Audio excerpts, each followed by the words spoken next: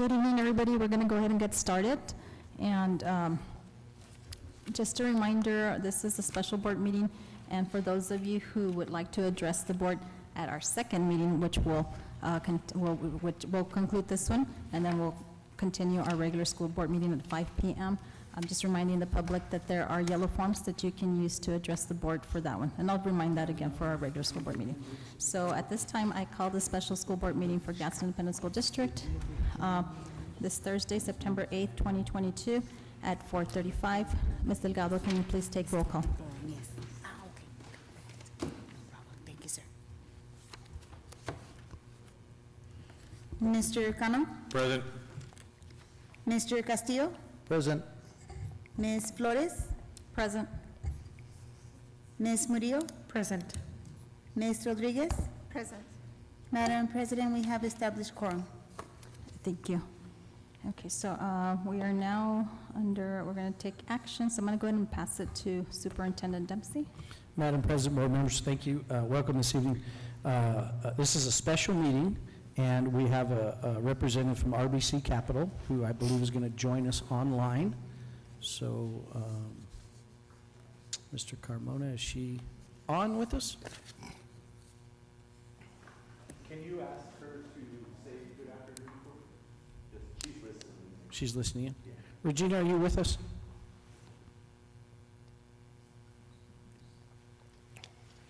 I can see her, it's just she hasn't joined the audio. Okay, Give me just one moment. sure. Regina, have you joined the audio on your phone?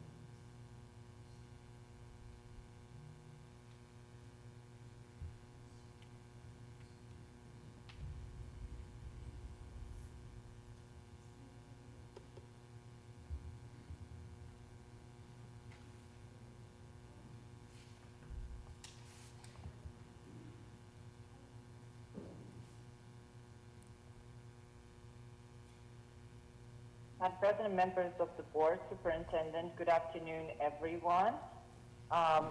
Tonight, the board will be approving the final resolutions as they relate to the issuance of the education technology notes. But in addition to that, before the board will consider both of the action items, wanted to update you on the results of the sale of the general obligation bonds alongside the education technology notes.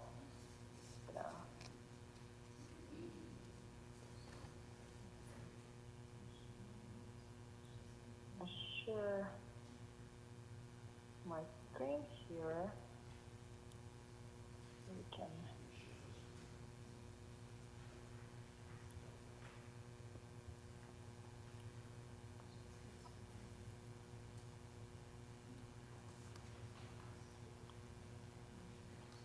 So first, looking at the summary of the sale of the GO bonds, as we set the final interest rates with New Mexico Finance Authority, the par amount of the bonds and the amount of $9.5 million. The true interest cost to the district on this financing is 2.4%. For comparison, as of today, the 10-year Treasury is at 3.30, so the district has received a rate lower than a AAA rated government treasuries right now. The total interest that you will be paying over the life of the borrowing is approximately $595,000. The bonds will not feature a call date, and we are planning on closing on October 14th. At that point, the funds will be available to the district on a requisition basis. Given some surplus in the district's account, we will be paying off a significant portion of this loan next year. So that definitely helps us to reduce overall total interest over the life of the bonds, which we are very happy about, and allows us to free up some more capacity for the future as well. And moving on to the education technology notes, the par amount of the education technology notes that the district will be issuing through New Mexico State Treasurer's Office this year is $2.8 million. The true interest cost to the district is 2.6%, and the total interest you will pay is $203, as it is an overnight borrowing, so we did lock the rate on September 1st, and the closing of the loan is scheduled for October 12th, and as I mentioned, since it's a one-day loan, it will be fully paid off and off of district books on October 13th. There is some information in the back on the market, but before the consideration and approval of the loan, I would be happy to stand for any questions as they relate to the financing that are in front of you. Any questions, comments, or concerns? Madam President, board members, just for a little summary, and Ms. Garcia, we were having a little bit of a struggle hearing you. I think we can hear a little bit better.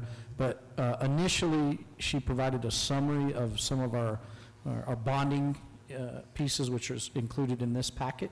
And then, you know, this evening, we're asking the board to consider the approval of a resolution that approves a lease purchase arrangement. So these are the ability for RBC to move forward with the sale of our ed tech notes. So that's what you're being asked to approve at this time. Any questions, comments, or concerns? Okay, so do I hear a motion to approve this resolution approving a lease purchase? I'll make a motion to accept action item 2A, consideration and approval of the resolution approving lease purchase arrangement. Okay, and I do need a second. I second that. Okay, so seconded by Ms. Rodriguez. Superintendent Dempsey. So recommend. Ms. Delgado, can you please take roll call? Aye. Mr. Castillo, Aye. Ms. Flores, Aye. Ms. Murillo, Aye. Ms. Rodriguez, Aye. That motion passes. Okay, moving on to action item 2B, consideration and approval of a certificate purchase agreement. Superintendent Dempsey. Ms. Garcia, can you hear us? Are you able to, do you want to review we're at action item B, which is consideration and approval of the certificate purchase agreement.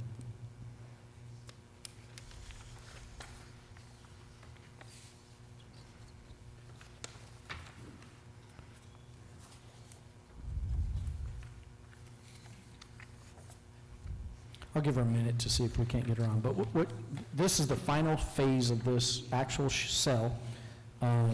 This is $2.8 million for ed tech notes.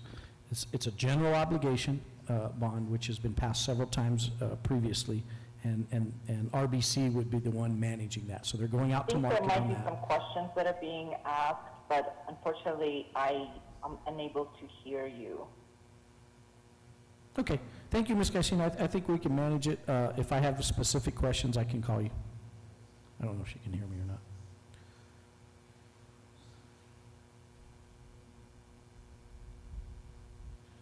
But it is provided in this item here, in this lease purchase. So that's what we're asking to approve. It's the final phase of that to allow them to go to market, basically, for these notes.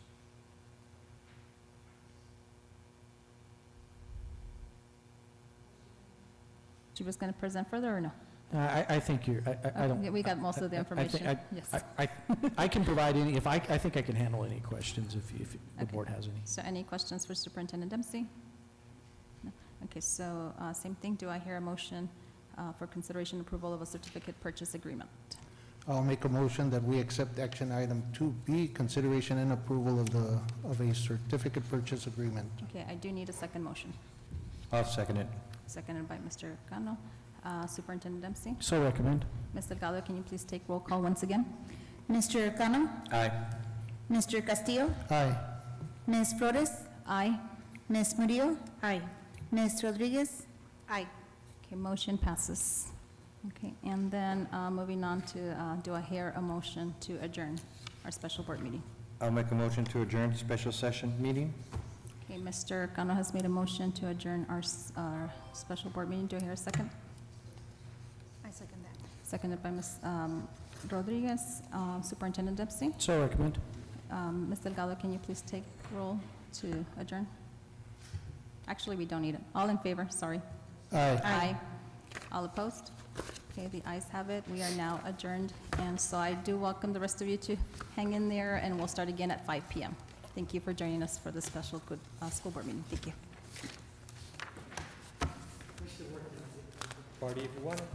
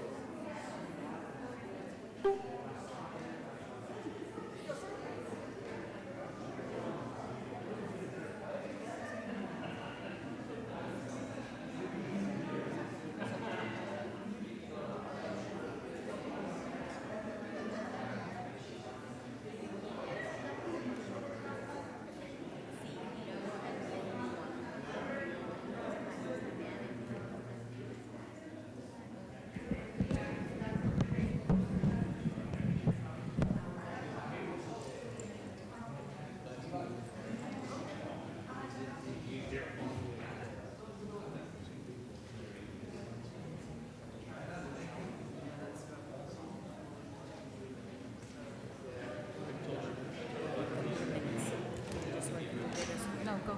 Look at the sweater. Take your time to go see.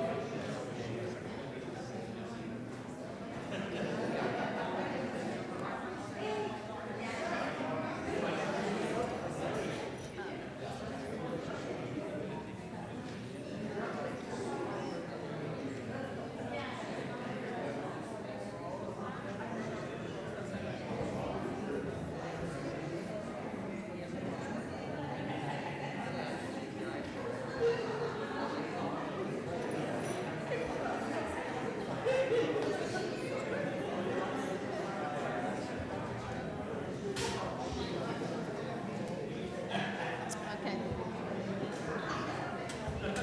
Are we ready again? Yes? Okay.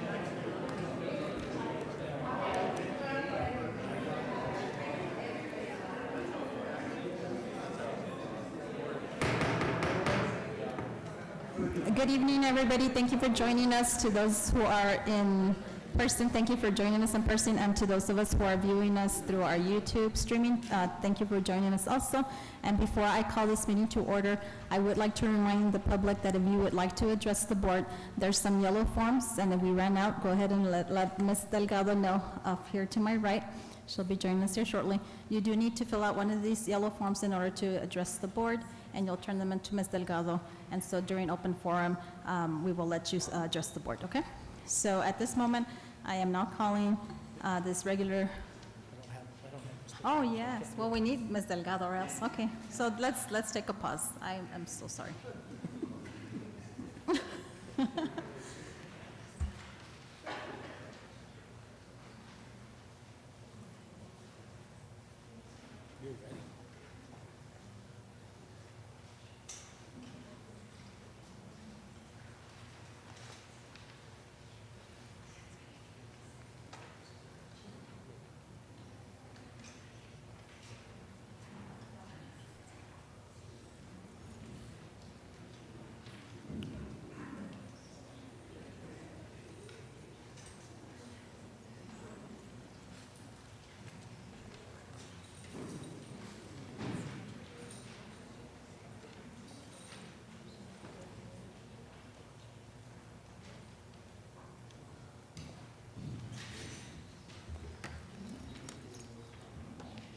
Okay, let's go ahead and try this again. So, I apologize.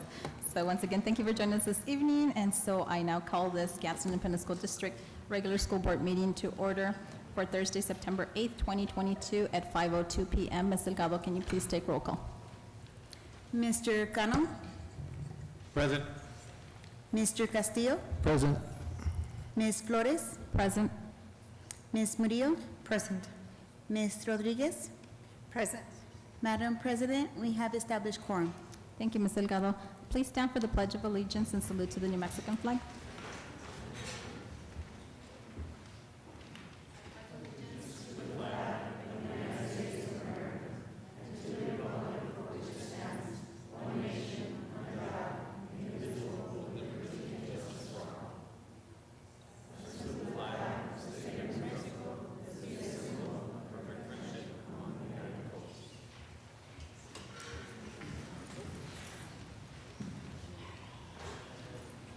Okay, Ms. Murillo, can you please read our mission statement? Yes. The Gadsden Independent School District will ensure that all students will learn by putting education first. The district will provide quality educational opportunities conducive to learning that will facilitate students' individual goals. Thank you, Mrs. Murillo. Moving on to our Superintendent Dempsey's district updates and recognition. Superintendent Dempsey. Madam President, board members, welcome. Thank you for being able to attend our special meeting. I was a few minutes early. The first item we have is the GISD.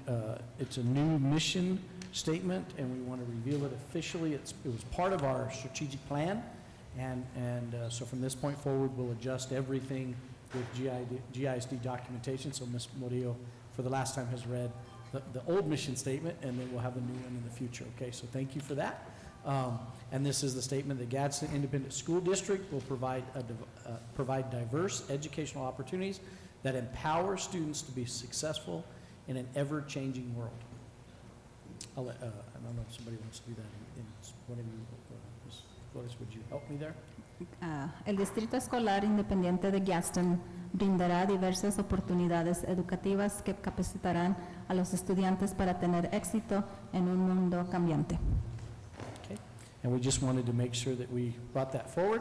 The vision, we also did a revised vision statement, and this is that: the Gadsden Independent School District will successfully empower students to pursue their calling in life. El Distrito Escolar Independiente de Gadsden capacitará con éxito a los estudiantes para que sigan su vocación en la vida. So with that, we'll be asking that our technology department, any departments adjust any letterhead or things of that nature to reflect this new mission and vision statement, and we appreciate the opportunity, all the work that it took. This seems very simple and took less than 2 minutes to read it.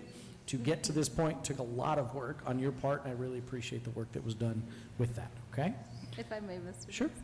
I just wanted to take the time to thank all the Gadsden employees who were here that day when we were deriving this new mission vision statement. And one special person that I haven't kept in contact her, but I know Miss Ludim knows her, is Miss Mary. So if she's listening, thank you so much. She joined us for the first time that day. I met her, I forgot her last name, but let her know thank you very much because she contributed to that. Thank you. Thank you, Ms. Flores. The next item is a law enforcement response declaration draft. This was at the request of Ms. Murillo, and I've been working on that. I got a copy out. I hope you got an opportunity to look at it. What I think I'm looking for is to make sure you're comfortable with the language, and if you feel like there's some things I need to add or amend or change, definitely be open to that if you'll just approach me and we'll take a look at it. And then after I've thought about it and through some of the conversations I think we had, I didn't know if the board wanted to do a formal event for it specifically, or that would be in conjunction with the next board meeting. I just kind of was looking for a little guidance on how the board might want me to deliver that. And the goal being, no matter how we do it, I think it would be nice to invite as many of our law enforcement agencies as possible to get an opportunity to sign that and put their signature and their organization on there. And I think what we're trying to emphasize is the strong partnership we're trying to maintain and even, improve on with our law enforcement community. around all aspects of safety. We know that the active shooter is on our mind all the time, but there's many aspects of school safety, and we want to partner with them as much as possible and ensure that we can share resources and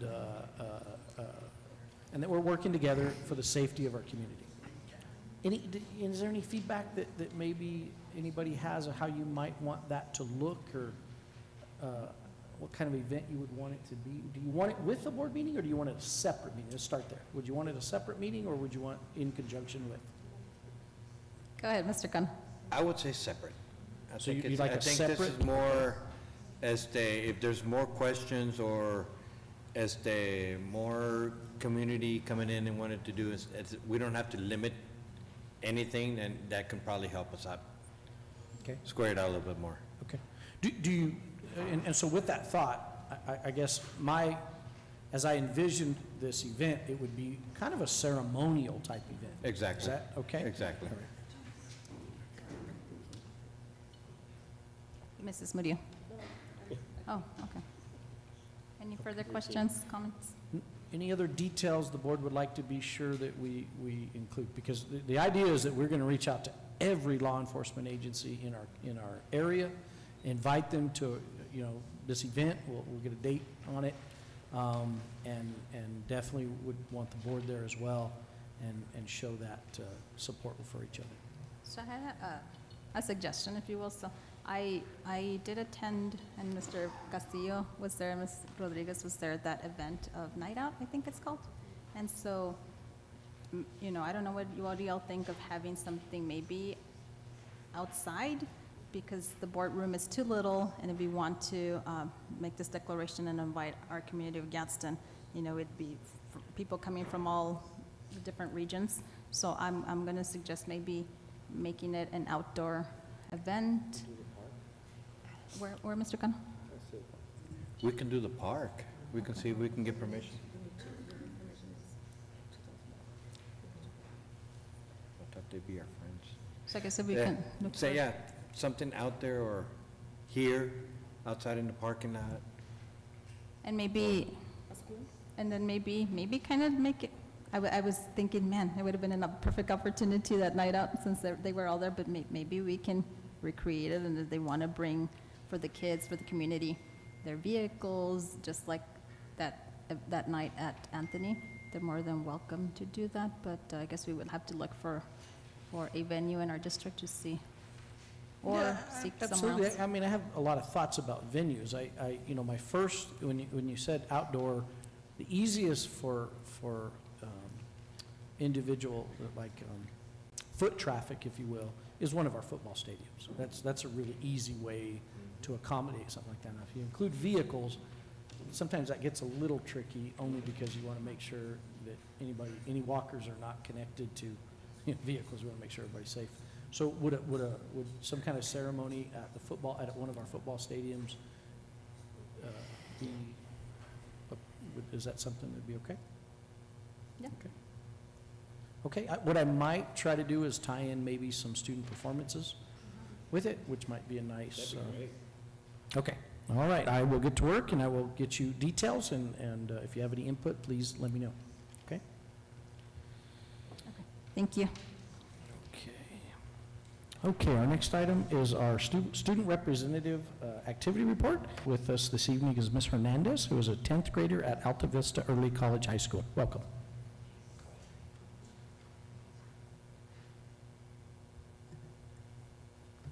Good evening, Madam Board President Flores, school board members, Superintendent Dempsey, and guests. My name is Brianna Hernandez, and I am a sophomore at Alta Vista Early College High School, and it is my pleasure to report the latest on my school. First of all, we would like to welcome the newest faculty members to Alta Vista Early College High School. We have a new history teacher named Jill Sangabi and a new science teacher named Rocio Campos, who are both great additions to our school community. The ACC is back in session, and as a sophomore, I am taking 2 community college courses: College Success and Music. College Success is held virtually, and Music is a hybrid course. Seniors are beginning to prepare for graduation. Last Friday, they applied to NMSU. Jostens will be on campus on September 23rd to help students order what they need for graduation. Juniors are beginning their volunteering partnership with Medina Elementary, and they will start next week. Juniors have already signed up for dates and times when they can go. We would like to thank Ms. Carnavali for the opportunity to volunteer on her campus and make a difference in the lives of young students. Our media class, who is led by Mrs. Brenniger, now has a dedicated media room to do their projects such as podcasts, photography, and yearbook. The media program gained national attention. A group of students in the media pathway earned an impressive honorable mention in the 2022 NPR Student Podcast Challenge for the podcast titled Man's Control of Media. The students working on the project were Caleb Martinez, Kenneth Soto, Danny Webb, and Matthew Ochoa. Students are currently working on a special challenge for PBS Student Reporting Labs, where they are creating projects exploring the theme, My Future, My Education. Brandy Apolaca, a 2020 graduate of Alta Vista Early College High School, is doing an internship on our campus. She is giving our sophomore class guidance from her experience as a student here for the do's and don'ts, as well as providing us with advice and tips for success. Brandy just received a bachelor's degree in psychology in May 2022, and she is pursuing a second bachelor's degree at NMSU in human development and family sciences. She's shadowing our academic counselor, Mrs. Catherine Angel, and as she continues her education. Brandy was a salutatorian for her graduating class, and we are thankful that she has come back to seek opportunities to further her education within the Gadsden district and give back to her community. She was also a member of the District Student Leadership Council. We are also excited to continue the school clubs and organizations that we had last year. Coach Rosales has started the Tournament of Nets during lunchtime, which are tournaments for volleyball and pickleball to fundraise money for the sophomore class.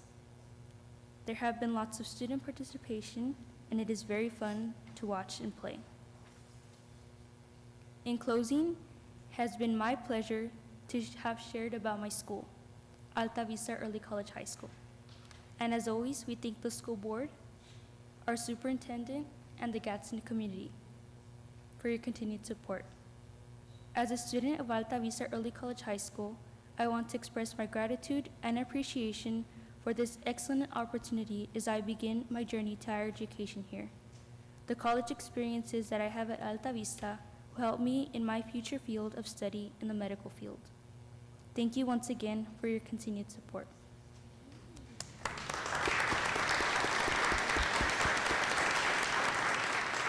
Thank you, Ms. Hernandez. We really appreciate that. Thank you. Okay, next item we have is our board member report. Ms. Morillo, we start with you? Yes. Thank you so much, Mr. Hernandez, for being here. It's nice to see young faces and being up here with us, and I know it takes a lot and a lot of practice, and you guys get nervous, but we really, really appreciate you guys being up here with us. On another note, I hope everybody had a great Labor Day weekend. I did work the wine festival in Las Cruces, and I saw a lot of familiar faces. So it was very nice seeing you guys. I'm not gonna mention any names. I remember, I was working. Also, happy early birthday to Secretary Rodriguez. Her birthday is on the 10th. And so I had to put her out there because it's gonna be on the weekend. So happy early birthday. Also, I was a judge, and I really want to thank Mr. Sanchez from La Unión for including me in this. I think it was amazing just being part of that. I was a judge for the anti-bullying door decoration, and just seeing the doors being decorated by the kids, the one that we chose to win, it was just amazing. They had letters of what it meant for them. Being a good person and a good friend, and including, it was all about inclusion, but it was all in their own words, and being against bullies. And so I really liked seeing all those stories, so thank you so much for that. And then also, there has been a lot of conversations with legislators about resolutions and their involvement with the school districts and conversations and LFC. And so it has been really nice to be part of those. I really appreciate Senator Cervantes and Representative Lara, because they have been including me into those conversations and have been inviting me to different committees, and it's been nice. I'm excited of what's coming up for the next year, regardless of the of the election. Also, this coming Monday, Santa Teresa Elementary will be celebrating Grandparents' Day, and thank you so much for that, Mr. Smith, because I am a big fan of my grandmother that passed away, but she was always involved into those, and she loved going for donuts and coffee. So I really appreciate for some of you guys to continue that tradition. That's gonna be with the Coffee with the Principal at 9 a.m. To close, I want to challenge all my fellow board members. There's going to be a salsa contest for the community on the 15th, Santa Teresa High School. And so I would like for all of you guys to make 1 liter of salsa and go and take it on Thursday to be part of the contest. I just think it would be nice for all of us to be involved in a competition like that. Salsa making to taste. No, not salsa dancing. Yeah. And so there's a flyer, right, Ms. X? There's a flyer, and so I will be sharing that with you guys. No dancing. Please. Yeah. So please be part of that with me. I think it will be nice for all of us to participate. And that concludes my report. Thank you. Thank you, Ms. Murillo. Mr. Cano? Okay. First of all, I'd like to start saying off is, happy birthday. I ain't gonna tell anybody that you're 16. It's a secret. All right, I am working on a plan, especially for my lower aspect of my schools, in working kind of like the way that they have coffee with the principal, coffee with the superintendent. So why not I say, I'm trying to work out of a way that I can do coffee with your board member. Okay, where we can take some time and answer the questions that everybody dreads to ask, to come up here and what is passed around, what we can do, what we cannot do. So that way, everybody's informed as to what we do and how we are here to help you and give explanations. I'm in the plans of working that, and hopefully I can get that going by November, December. Okay, so we can get that out to the principal so we can do it. And then, again, we'll do it just the way the way that I'm planning is doing it like coffee with the principal in the morning, and then do one in the afternoon as the via, what do you call it? Google Meets, yeah. And then, welcome down here. Ms. Hernandez, that's the best thing that we always enjoy, is having students up here to let us know how we're all doing in the district. And it gets nervous up here, huh? Now you know how I feel. I'm talking right now. And in another good note, I know that there have been, or we're in the process of going to, we're going to be spending some time in Chaparral, and meaning spending some time. My wife is gone into a government program where we're going to be, she's going to be doing government tablets, okay? And it's free government tablets going out to pay, to all the, we're going to go try to get all the Gadsden district. And I say we because I'm the one that sets up everything for her. And then we're going to be giving out government tablets as long as you're in the government support, okay? Whether it be SSI for your grandparents, Medicaid, food stamps, those are the easiest things to qualify for, okay? We'll be heading out to President Flores' area. We're going to try to move more north and then move south, okay? Now, when I say that the tablets are free, the tablets are free. There is no charge for activation, okay? Free tablets, okay? Just as they will be taking care of you, the company that she's working for is taking care of all that, the activation fees and that. That's why the tablets are free. And hopefully out there in Chaparral. We'll be out there. We'll be looking for you. I think we're going into Stives Supermarket. Is that the Stives? Steyer Supermarket on McCombs, and that is the entrance to Chaparral.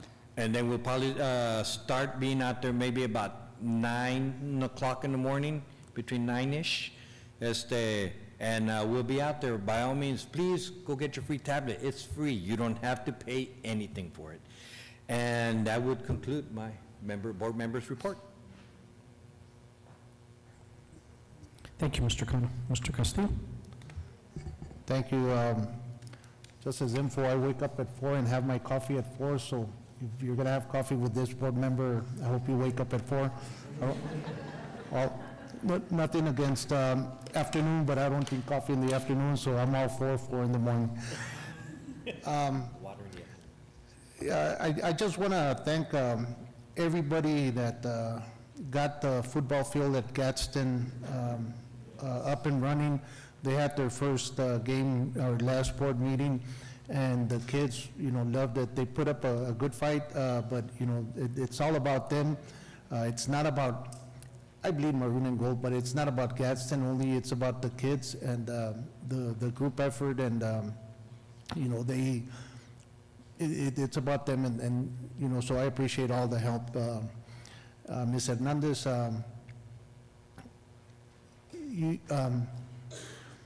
pay attention to your intern, right? I mean, you said she's coming back, and the reason I'm saying is because you're saying medical, and we need medical out here, so hopefully you can do the same for, that she's doing for your school, and you come to your community, and in a perfect world, you tend to the community, so appreciate all the help, and I wish you the best, so thank you. Thank you, Mr. Castillo. Ms. Rodriguez?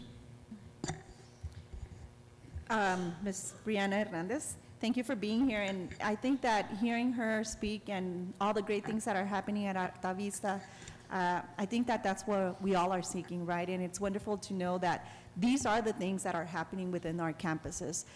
So thank you for that great information, and yes, continue with the medical field and majoring in that, and we hope to see you soon as a doctor or whatever it is that you want to do in the medical field. And once again, thank you for being here. Also, to everyone that have done the kickoff for the ULEAS program, thank you for that. I had the opportunity to speak to a kiddo, and he holds a dear spot in my heart. He has never had the opportunity to be in the classroom. This is a child that is battling leukemia. Right now, he is in remission. And so it's a great thing, but it was so neat to hear him say, you know what, at my school, they're telling me how I need to be a good kid and how I need to be nice to other people. He's saying all this wonderful stuff, and that just, makes me very happy to hear that, because that's what we want. We want our kids to be kind to each other and to be respectful. And so hearing him, especially knowing that he has not had the opportunity to be in the educational setting, it's just amazing. So thank you for what you're doing and the excitement that you're showing out there in those campuses. I know that you've had some schools have had Chico, they've had Spider-Man, and so I think that that's how kids are gonna understand that this is important. And so thank you. And just a friendly reminder, participate at Coffee with the Principal, Coffee with the Superintendent, and the Monday morning message. Please continue being part of that.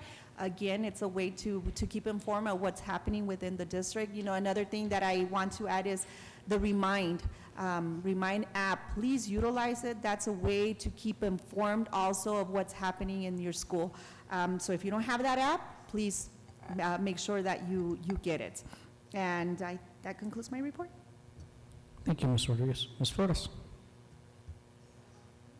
I'd like to start off by wishing everybody in our Gadsden Independent School District family a happy birthday. Those of you who are September babies, anybody want to admit that their birthday's in September? So, yeah, so I told her, remember in Chaparral, I sang to Ms. Murillo, so here we go, Ms. Rodriguez, so happy birthday to you. Acompáñenos, happy birthday to you. Happy birthday, Ms. Rodriguez. Happy birthday to you. Cha-cha-cha. Okay. So happy birthday to everybody. We're sure glad you were born this month of September and that you're part of the Gadsden Independent School District family. Happy birthday. Okay, moving on, I know in the personnel report, we have people who resign or whatnot, so I do want to take the time from now on to acknowledge those of you who resign. Hopefully you'll reconsider and stay with us, but thank you for your service for the amount of years and months that you put with us, and then welcoming also our new employees to Gadsden, so welcome for joining our family. I also wanted to announce that please go out and support our athletes during our fall sports. So Santa Teresa High School community, Gadsden High School community, Chaparral High School, and obviously our middle school. So please go support our kiddos. There's different fall sports going on right now.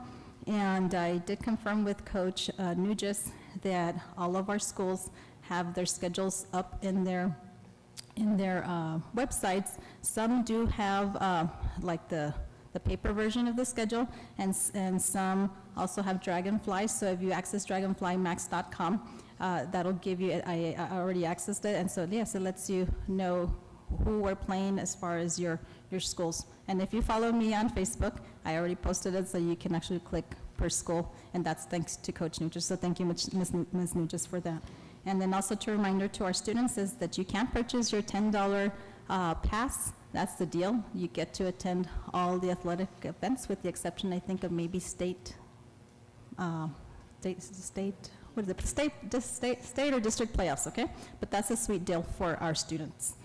And then thank you for going out to the community of Chaparral, Mr. Cano, with the tablets. And I really appreciate what he said, that it's free, because just be careful, community out there, because there's other, I don't know what they have their puestecitos, and they're gonna try to convince you that you've got to give them something. It should be free, so be careful with that.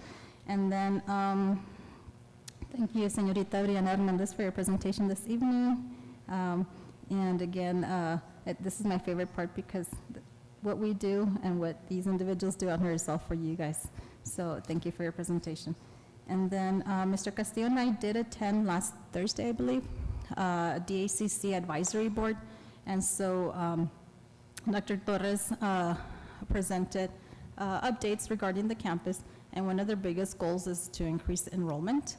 And so I thought I'd take the opportunity, and so I don't know if she's reached out to you.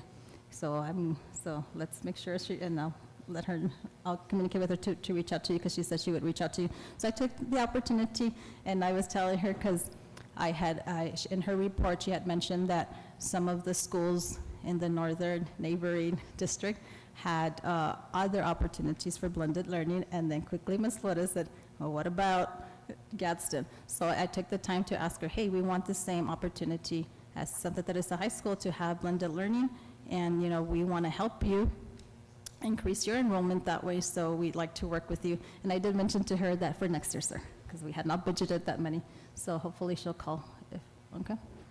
And then, que chiste, I thought it was salsa, like dancing. I was like, I never danced salsa, but I guess I'm ready to learn, but I'll go. Salsa, I like eating salsa too. And then, let me see.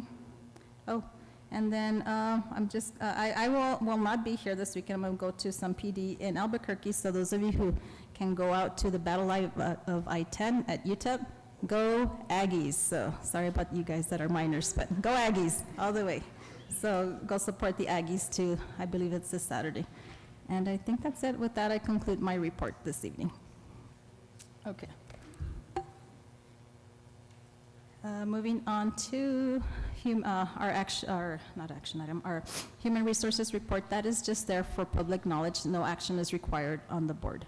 Okay, moving on to item 5, modification of the agenda. Do I hear a motion? I'll make a motion that we accept the agenda as is. Mr. Castillo has made a motion to accept the agenda as is. Superintendent Dempsey? So recommend. All in favor? Aye. Aye. All opposed? That motion passes. Moving on to item 6, our regular school board minutes for August 25th, 2022. Do I hear a motion? I'll make a motion that we accept the regular school board meeting for August 25th, 2022. Okay, Mr. As a- I'm sorry.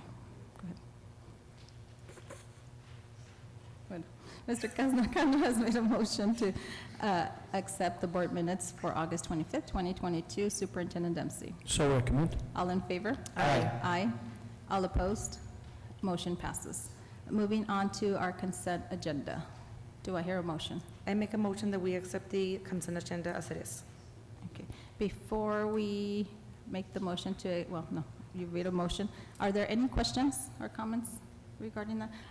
I did have a question for Mr. Dempsey. I just, not a question, but if you, well, yeah, if you can, for the public that's out there watching in person and also viewing this online, is on consent agenda item B, RE bid RFP number 222387 broadband.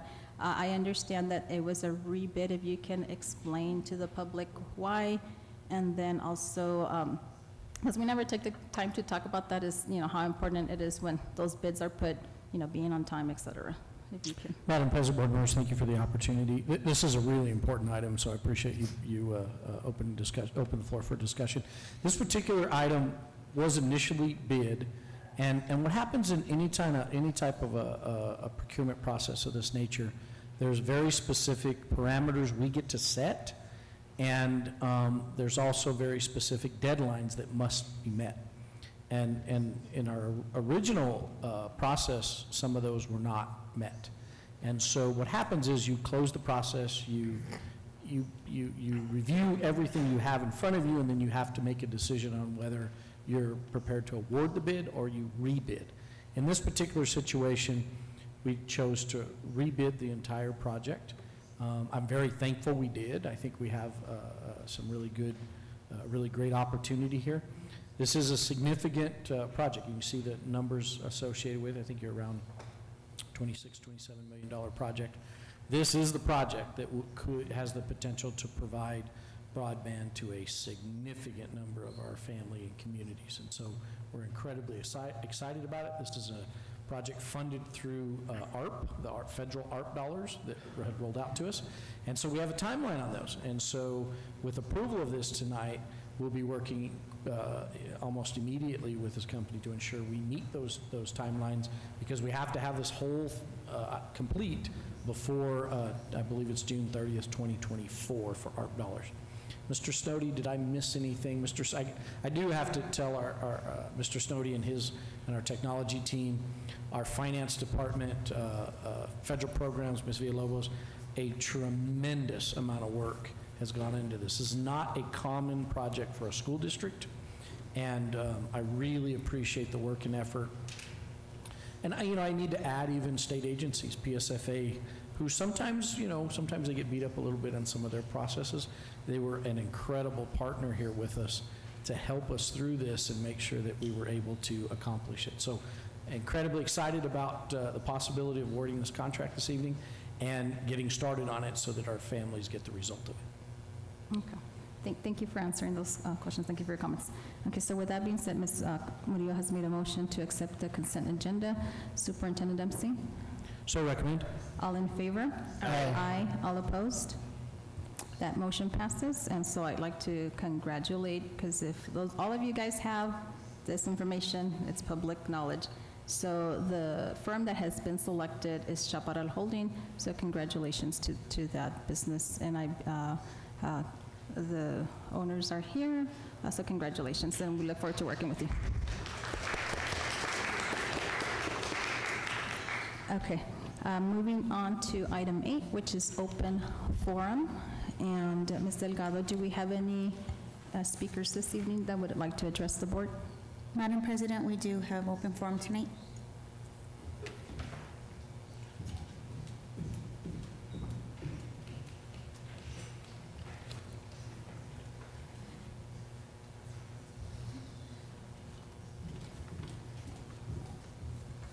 Okay, so we do have 3 individuals this evening. Before I call you, let me go ahead and read our little blurb that we always read. And so, personal attacks upon board members, staff, personnel, or other persons in attendance or absent by individuals who address the board are discouraged.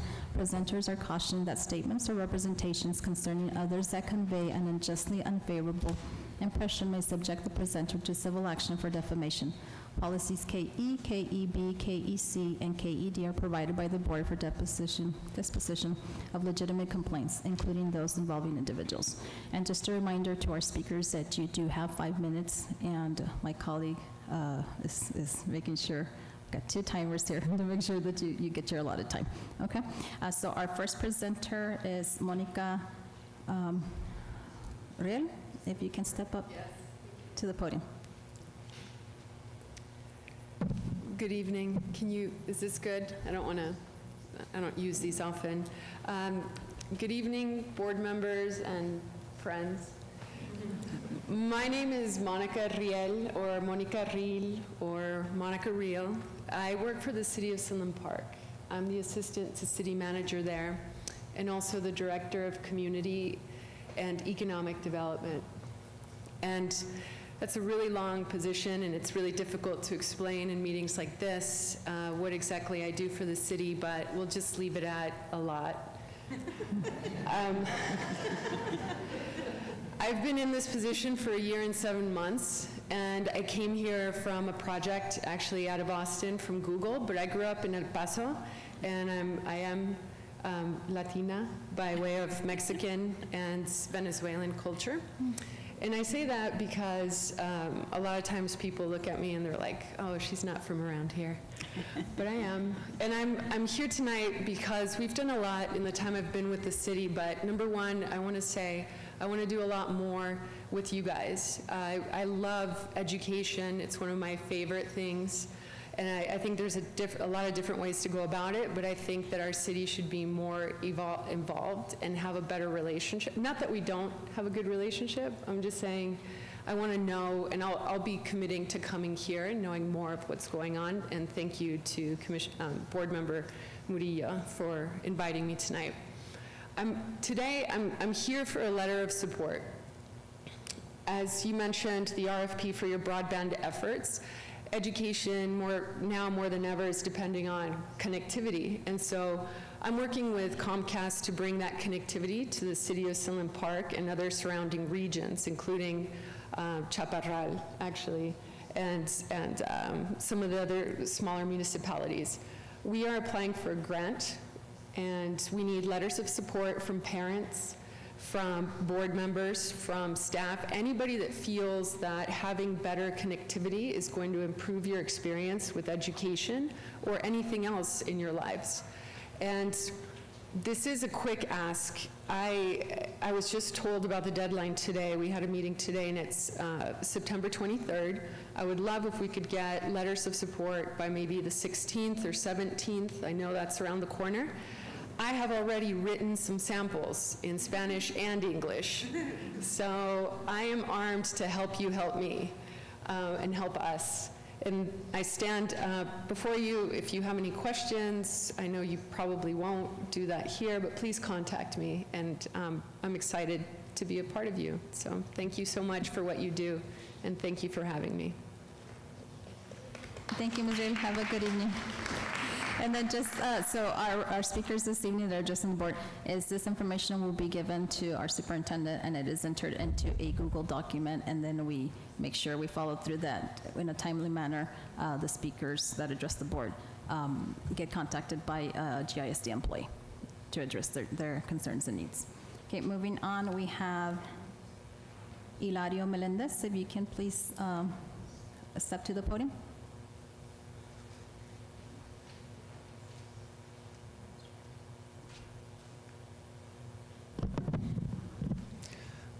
Madam President, Superintendent Dempsey, and esteemed members of the board and Gadsden community, are you aware that for the last 5 years, the Gadsden Independent School District has been a collaborative partner in a world-renowned internship program?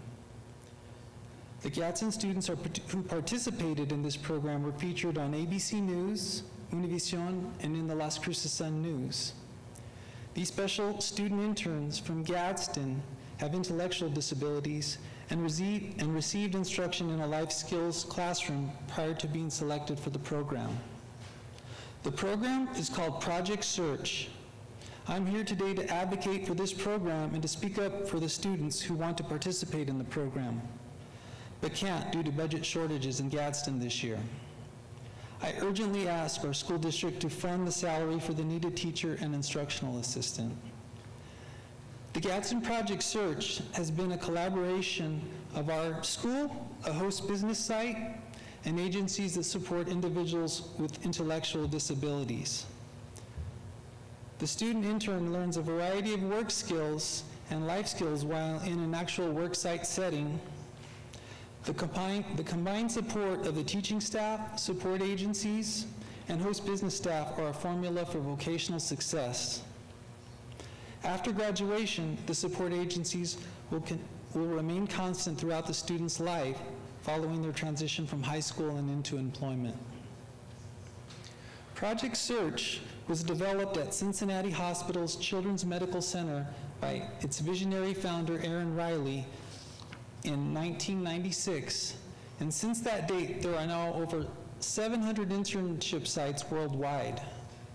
Gadsden can proudly claim its place of honor as being the first school district in southern New Mexico to open Project Search program. In fact, we consulted EPISD and helped them to launch their first program. Gadsden has graduated 5 cohorts from the Project Search program. Many of the interns transitioned into paid jobs after completing the program, and I'm honored to report that 2 of our graduates became Gadsden employees. In March of this year, our district was no longer able to continue funding the cost of the teacher and the instructional assistant positions that were critical in maintaining the model fidelity of the program. In July, a formal proposal was submitted to our Gadsden leadership requesting the continued funding of the now vacant Project Search teaching positions. As of today, the fate of the program continues to remain in the balance. With your support, we can uphold our district's mission of ensuring that all students learn by putting education first, that our district will provide quality educational opportunities conducive to learning that will facilitate every student's individual goals, including those with the most significant of disabilities. I do want to mention that the Project Search founder and director is willing to pay for the education of our new teacher and new staff that comes on board at no cost to Gadsden. El Paso Community Foundation is willing to fund the cost of our teacher and instructional assistant this year with the stipulation that we provide the costs next year. Thank you for your time and consideration. Thank you, Mr. Melendez. And our last speaker for this evening is, let's see, our AFT President, Dolores Lañez. You may come to the podium.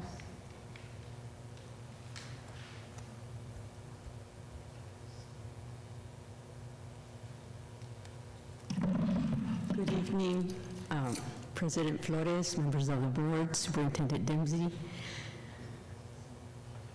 I come to you because the last time we had a discussion about hourly employees feeling that they didn't get enough during the raises. And Superintendent Dempsey and I, we spoke, and they are looking into trying to get something for this year. And so I'm very hopeful, and I hope it does come through. He's telling me that they just have to, I don't know, change something, resubmit, but I'm really hopeful because there are a lot of employees that have, like I've told you, longevity, and they're throughout the district. You know, there are people that work here at central office all the way to all the campuses and facilities that we have in the district. Second of all, there's another concern in the district that, and, you know, we understand that everybody needs to be at work. We get it. But going around changing policy, going around saying that we've changed the policy, it doesn't help. It's not good for anybody. So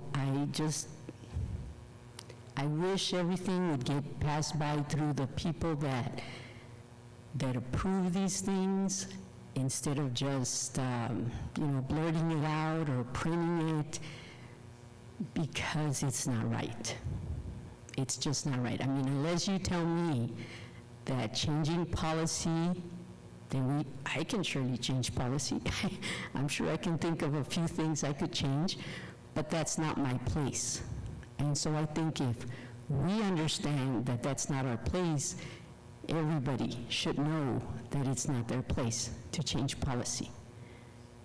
And I thank you for your time. Thank you, Ms. Nañez. Have a good evening. Okay, moving on to our agenda item 9. These are action items. So our first action item is 9A, dual credit math and English courses for graduation credit. Superintendent Dempsey. Madam President, Board members, Mr. Wilgemuth is going to help us present this item, and I'll remind you, this was a discussion item at a previous board meeting. Madam President, members of the board, Superintendent Dempsey, thank you for having me back and returning with this item for action. Two board meetings ago, brought forth for you for discussion a very simple item here regarding dual credit courses that we offer here, namely English and math that they offer at DACC and MSU to allow them to count for some core graduation class requirements. Next slide, please. Again, this is what allows us out of the NMPED course guidance that the school board can approve these type of crosswalks. And then if we look at our final slide here, again, we focus really, I mentioned last time we had math and English as our priorities that we wanted to make sure that they were counting, as a core class. We did add one in there that we had forgotten to add to make sure we had included in there, was our government class. So we want to make sure, probably on an annual basis, we're going to bring this list back to you to make sure it stays updated and fresh. So our team here at Central Office, in conjunction with the specialists and DACC courses students are enrolled in, have identified these ones listed here as the most essential DACC and NMSU classes to be counted as a core graduation requirement. So any clarification that you need prior to action?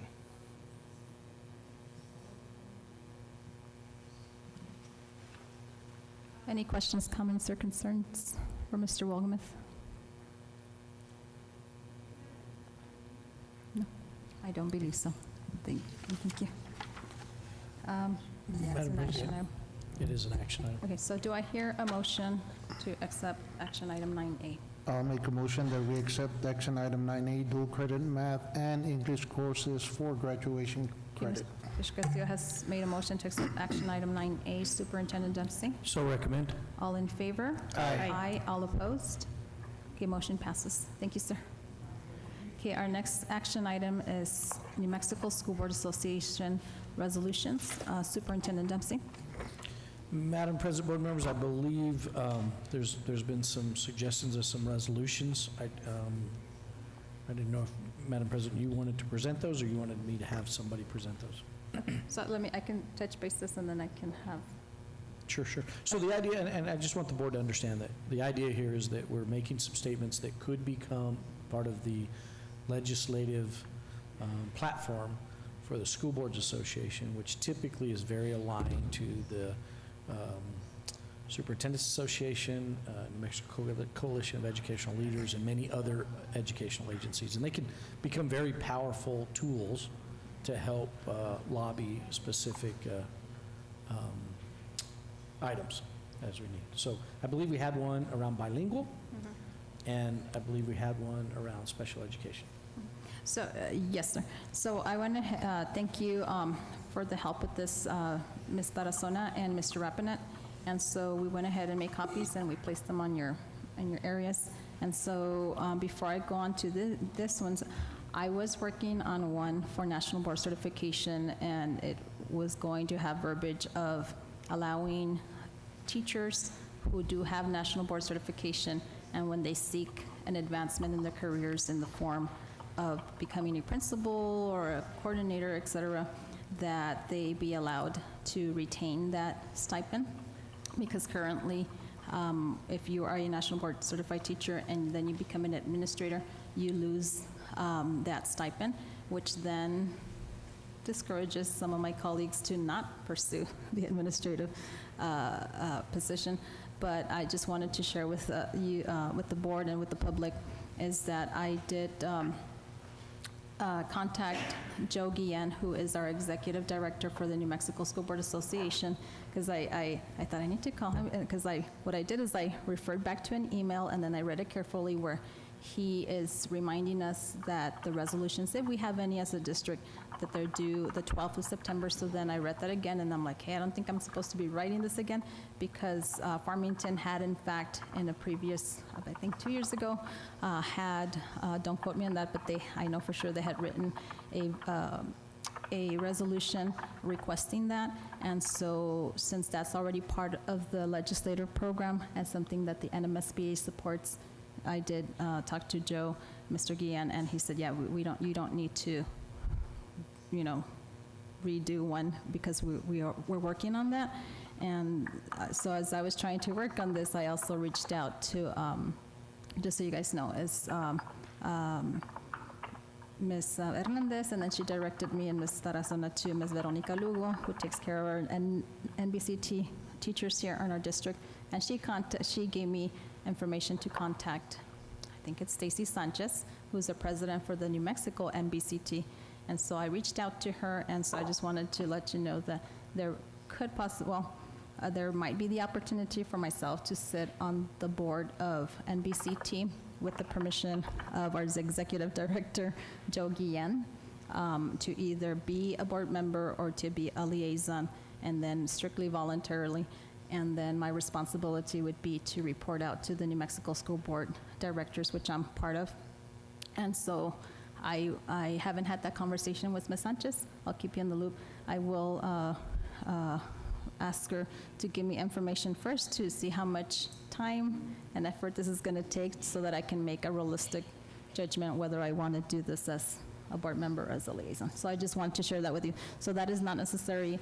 And so know that the New Mexico NBCT has been at this for 3 years, trying to convince legislation. And I was telling Mr. Dempsey is that this might be a wonderful opportunity for myself to join these efforts, and for all of us to work collectively with them in trying to, for lack of a better word, convince the legislation that this is a good thing for our teachers who are national board certified. And so I just wanted to share that. And so as far as before you, there's 2 resolutions, and so we probably should have titled them, and I apologize for not titling them. So we, Ms. Tarazona and Mr. Rapina we'll have to title that. So the first one, and we didn't even number them, so I apologize. So if you can look at the first one, let me see. So they all begin with whereas, right? So if you can look at the one that's talking specifically, we'll begin with special education. And so, special education. And so this one, I actually wrote myself, I think 2 years ago, and we took it, because I also, so the public knows, I sit in the committee for the resolutions committee, and we meet in October. And so I presented this to my NMSBA colleagues, and it was not approved. But I'm going to try again. So it's exactly the same one from last time, with the exception of 2 revisions. And so the first revision is on the 3rd sentence, where it says, whereas the Gadsden Independent School District presently has 8 special education teacher vacancies that have not been filled since the beginning of the 2022-23 academic year. So Mr. Rapina and I, this afternoon, we verified that there are, in fact, 8 positions, vacancies, in special education teacher vacancies in our district currently. And so basically, we were never taught, I was never taught how to write a resolution, but what I see, Mr. Dempsey, is it's basically you're stating facts, and then, based on these facts, this is what you're proposing. And so this document is, it's before you, board members, and the public has access to this too. And so we're making the argument that, there's a high need for special education teachers in our elementaries, in our middle schools and high schools. We've got the vacancies to prove it. Very hard to acquire special education teachers. And then especially bilingual special education teachers. And also, special education teachers, they spend a lot of time outside the classroom too, creating, when you have an IEP for their students on their caseload, it takes a lot of time for them to, to prepare for this, hours in fact. And so I appreciate, our principals, at the secondary level, I can say this because, you sometimes have maybe, I'm not sure if in Gadsden, but I know you all give them time to prepare, but sometimes that's not enough. So this resolution is asking that our special education teachers do deserve a stipend, which they've never received, correct, in the history of our district. And so we are wanting to submit this, so I would like, with your agreement, to submit this to the NMSBA Resolution Committee for approval. And Mr. Dempsey I asked him, well, how much for a stipend? And so but it doesn't have to be this, but I put $2,500 because that's what we're asking for our bilingual. Here shortly, we'll talk about the resolution for the bilingual one. I put it the same because they've never received a stipend, and that way I figure we don't come to oh, well, why are they getting this and why is this group getting that? So $2,500 I think would be reasonable. I don't know what you all think about this. And, my hope is that it also attracts future teachers to go into the field of special education, or current teachers that have their current certification in general education. Might be an incentive to get them to pursue their license in special education.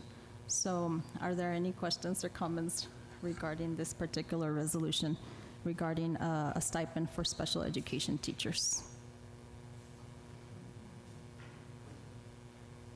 Do y'all agree with the amount? Do you want to go lower? Do you want to go higher? No. Any comments regarding this particular resolution? Or should we go into the other one? No, I would recommend just go to the next one. And the way we have them listed, you can take them separately, but I don't see any resistance to approving those. So I would go to the bilingual resolution. Okay. Ms. Tarazona, do you mind coming to help me out with this one? So the reason I'm asking her is because she wrote her first resolution. Very nice, Miss excellent work, Ms. Tarazona. So I want to give her the opportunity to review it and why we're doing this, and us being both bilingual educators. So go ahead, ma'am. So good afternoon, President Flores, members of the board, and Superintendent Dempsey. So basically, this is a resolution to increase our bilingual and our TESOL stipend for our teachers.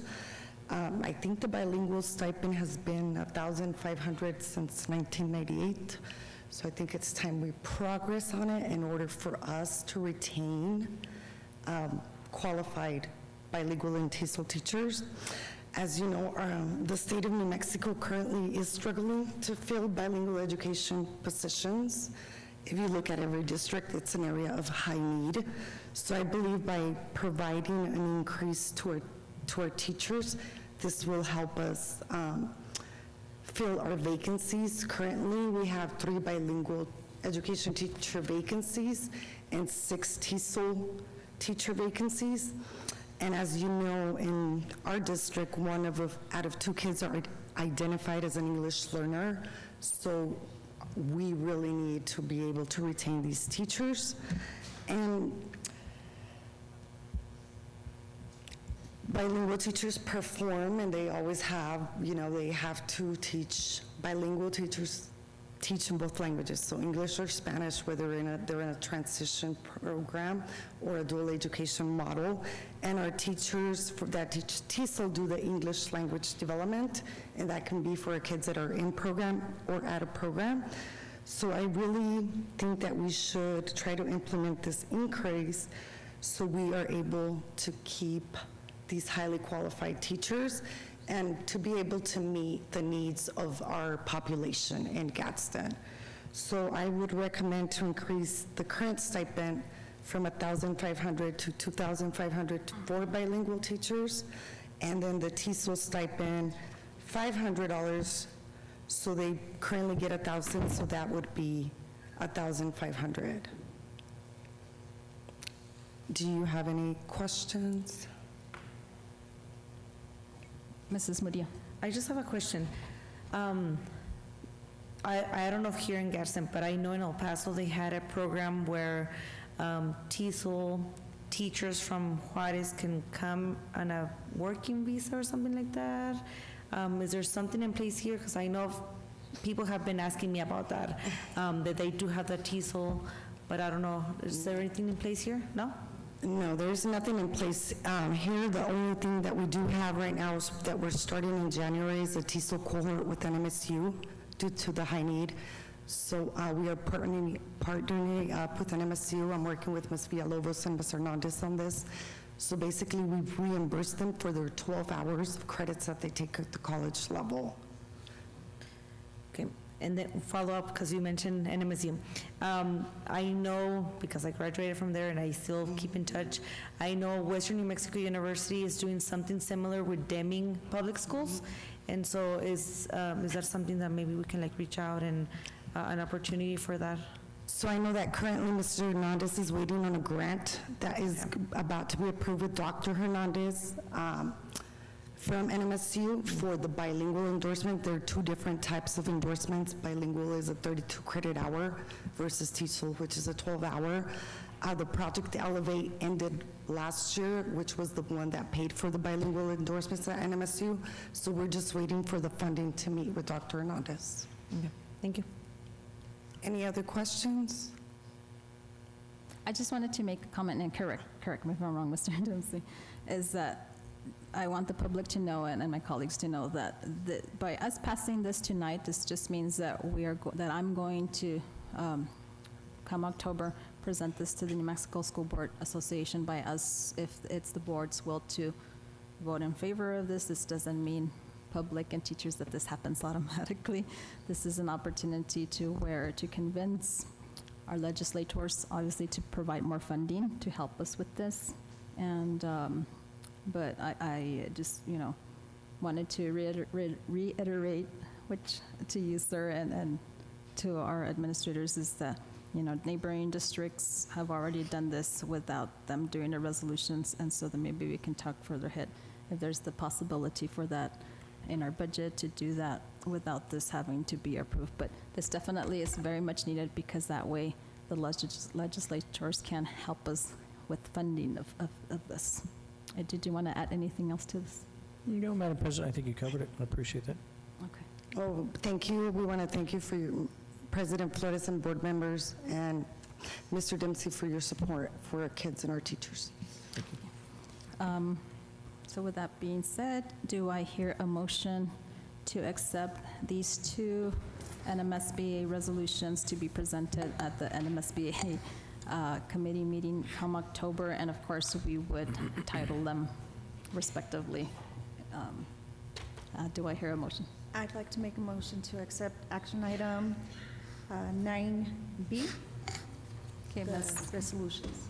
Ms. Rodriguez has made a motion to accept action item 9A, the NMSBA resolutions for a special education teacher stipend, and then for an increase for our bilingual educators. Superintendent Dempsey? So recommend. All in favor? Aye. Aye. All opposed? Motion passes.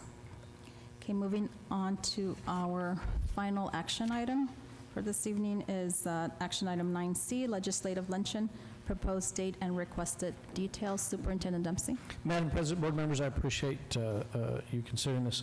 We had a conversation about this at one of our retreats, and I made an attempt to schedule a luncheon, and I was trying to use the calendar that was online for our legislators. Looks like there's been some additions, so there's a conflict of the date in October I selected. So what I'm, I guess, asking for is maybe a suggestion around some proposed dates, and then any details you would like to see a part of this luncheon. I still think we have plenty of time to accomplish this and can get working on it, but I just want to be sure that if you envision anything you'd like to see occur, that we have it planned and are ready to accomplish that. So is there any thoughts around a date that might be possible. Yes, Mrs. Murillo. So I have two things. One, how soon is too soon?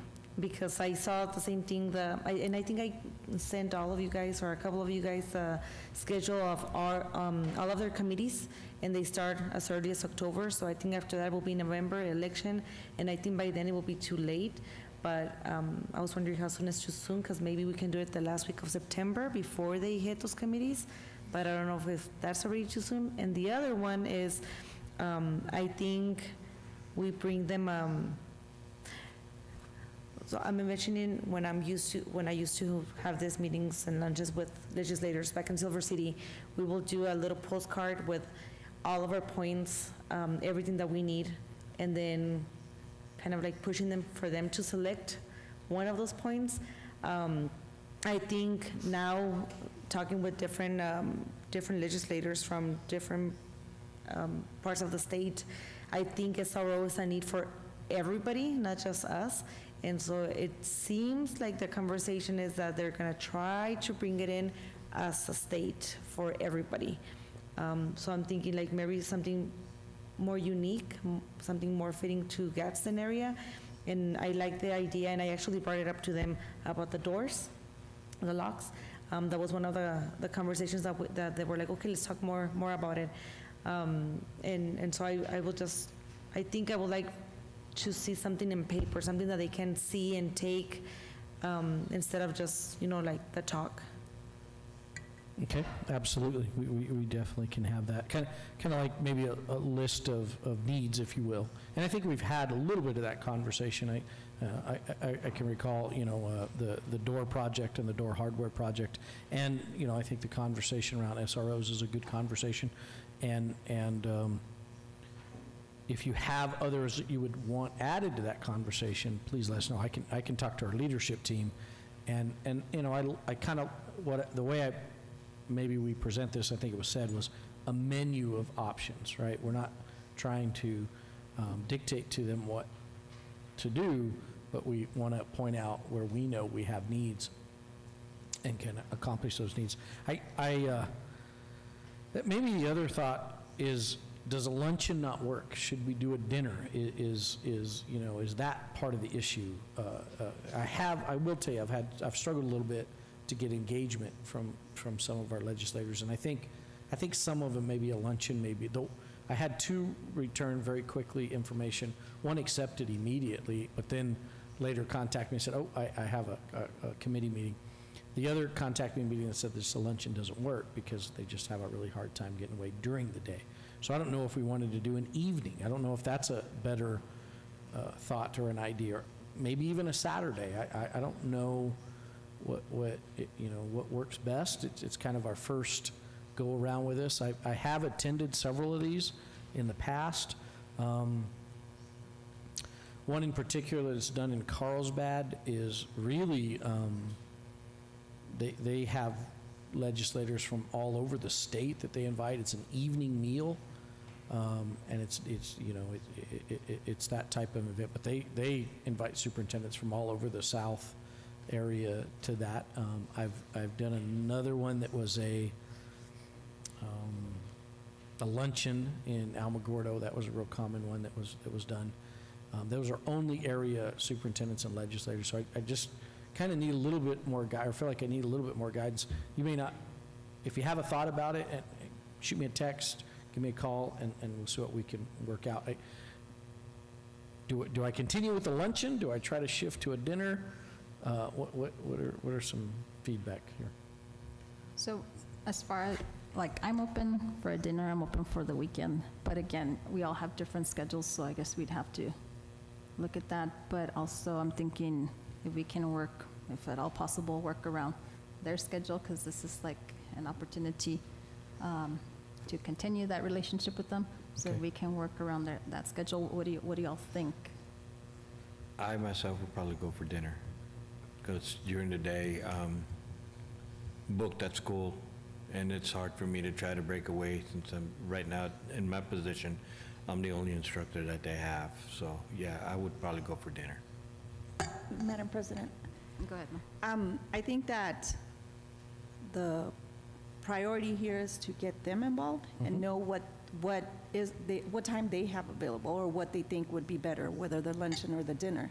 And we would have to accommodate more to whatever it is that they can do. I know that you say you haven't had much response, but maybe that's one of the things that, they saw that, well, it's a luncheon and we just can't do it. So I think getting maybe their input would be a good thing to see where they're standing.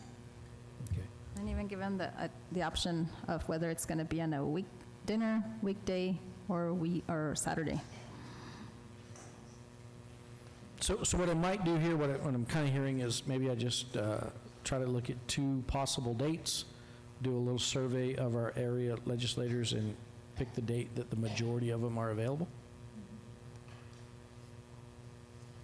And I think the last week of September will work for most of them, just because I went through all their calendar, because it's public, but I actually went through every single one of them, and they're free the week before they start committees, which is the last week of September.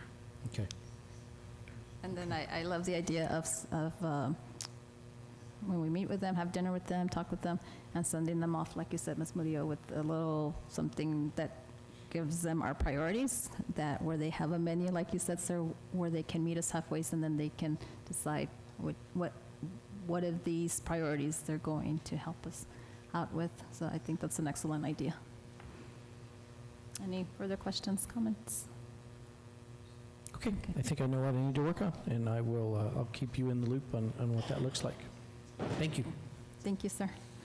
Okay, moving on our action item, yes. Gracias, Mr. Castillo. Okay, so do I hear a motion as far as for our legislative luncheon, proposed date and requested details?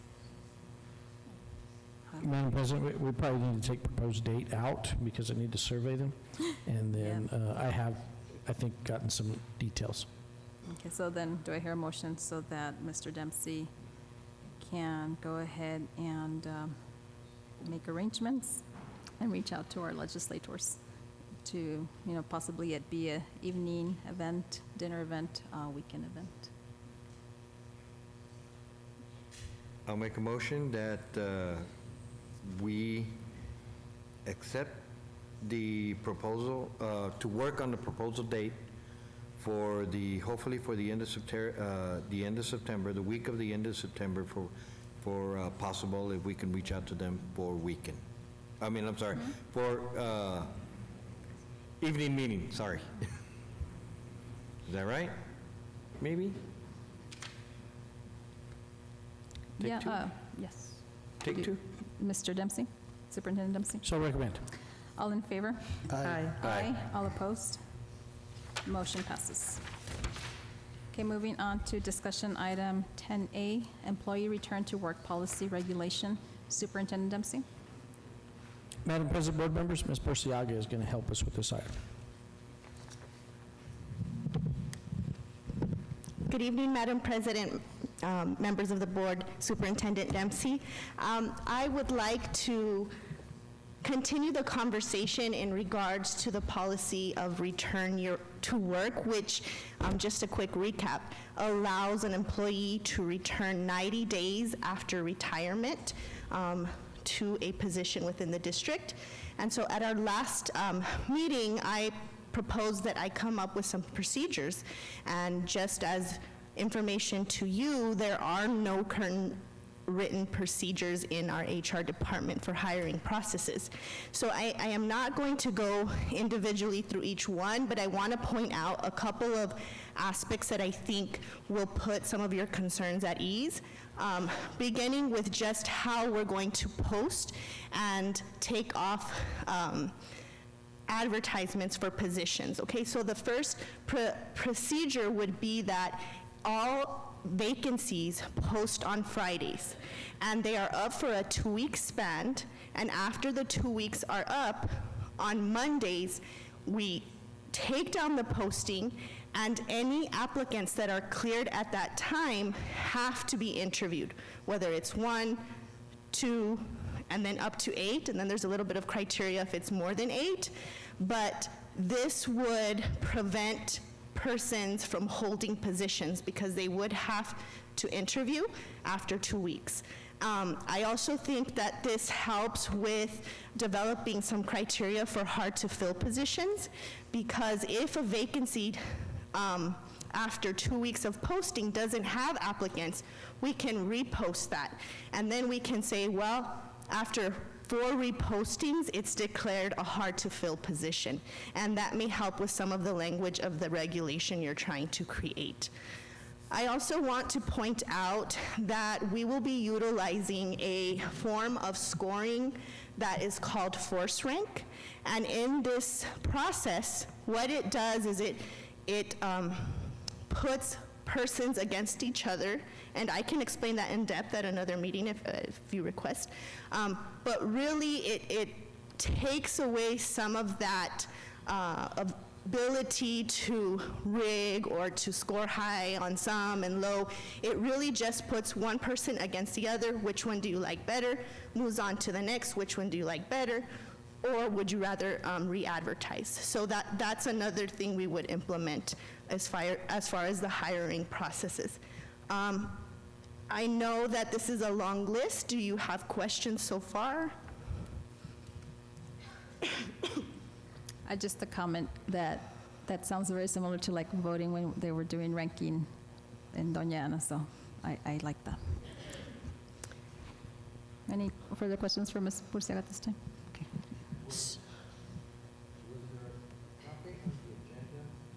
Yes. It's called onboarding procedures. But did it come out on the blue where you can look into it? Okay. Yes, sir. I think I probably missed it, So I didn't see that. if we can move back to the policy and regulation, last meeting I had brought this to your attention. This is language, the highlighted bullet that could be added. I also brought it up to your attention that, this doesn't support us with our hard-to-fill positions such as diagnosticians, nurses, et cetera. And so now that I've presented the procedures to you and that you've had time to go back and reflect, I am asking if you would like to continue with the regulation, or if you would like to reword the regulation, where we go from this point. Mrs. Murillo. I just want to clarify something that happened at the last meeting, because I got several calls, and they're like, what do you mean by this? And so maybe I didn't explain myself correctly, but my comment was at the last meeting, and I'll say it again now, thinking through, when it came to this, I never said, I don't want a retired teacher, principal to come back to the same position. What I meant is to the same school in the same old position. So if there was a principal retiring, coming back as a principal, that's fine in another school. If there was a teacher for, I don't know, I'm just gonna say first grade, can come back as a second or third grade, but not in the same school in the same position. So just to clarify, that's what I meant. I never meant, no, you can never be a principal ever again here in Gadsden.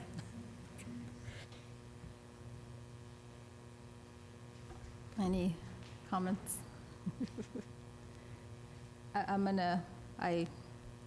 going to say I agree with what Ms. Murillo just stated, is that way it gives individuals who are deciding to retire and then sit out the 90 days and want to come back, it gives them the opportunity to come back to us.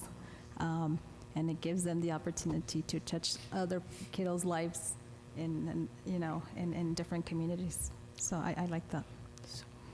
So, Madam President, this wording does do exactly that. However, for positions such as a diagnostician that are in high need, if that person retires and wants to come back in 90 days, they cannot have that same position. And so that's why I bring this to your attention, because we do have, for example, in our nursing department, about 7 vacancies.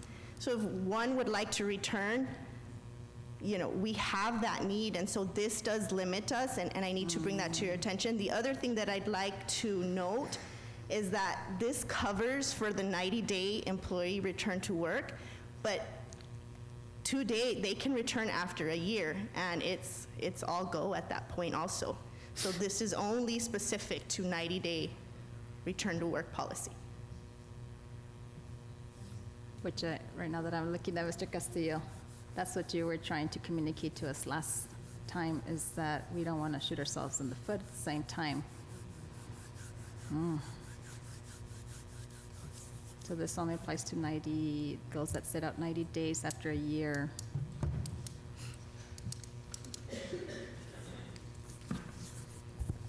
Madam President, I have a question. Go ahead. Regarding the, where it states committee members will be asked to sign a confidentiality agreement. On that confidentiality agreement, would it include, because many times people find out who's going to be part of that committee, and so they start, giving their 2 cents to that person that is part of the committee. So in that, would it be where it's not out there immediately before the committee member is not informing other people, I'm going to be part of this committee?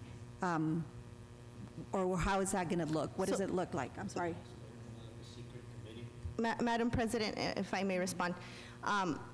Again, these are procedures that aren't in place. Now, we have dabbled a little bit with some of these procedures, and currently we've given that at the beginning of the interview. We've had them sign and read it over, and that's what it would look like. Madam President, board members, maybe we need to have a conversation around that confidentiality piece, that if I am selected to serve, I'm not going to disclose that. Now, however, you got to understand that at the end of the day, all the scoring sheets are subject to IPRA requests. So whoever served on those committees, their name's on it. So that's after the process, right, obviously, but they're no longer anonymous at that point. So, I think in light of transparency, we got to be, it's always a trick for us, right, to try to figure out, we want to be transparent, but we also want a nice, clean process. The interesting that this last round, we had confidentiality statements signed by each a participant in our committees. And I'm hoping that they honored that, right? Is because, I'm not saying I've heard any different, but I'm sure hoping people are honoring that. That's a really important piece that they've signed, and they're liable for any of information that they might have shared outside of that. So sometimes people don't sometimes understand the importance of those confidentiality agreements and what they're actually signing. But you've got to consider a wide spectrum of employees here, because we're talking about everybody now. And so it does get a little complicated when you think of positions that you think you can fill very quickly versus very difficult positions to fill. And so, you've got to consider all of those and try to write something that meets all those needs, which is not easy.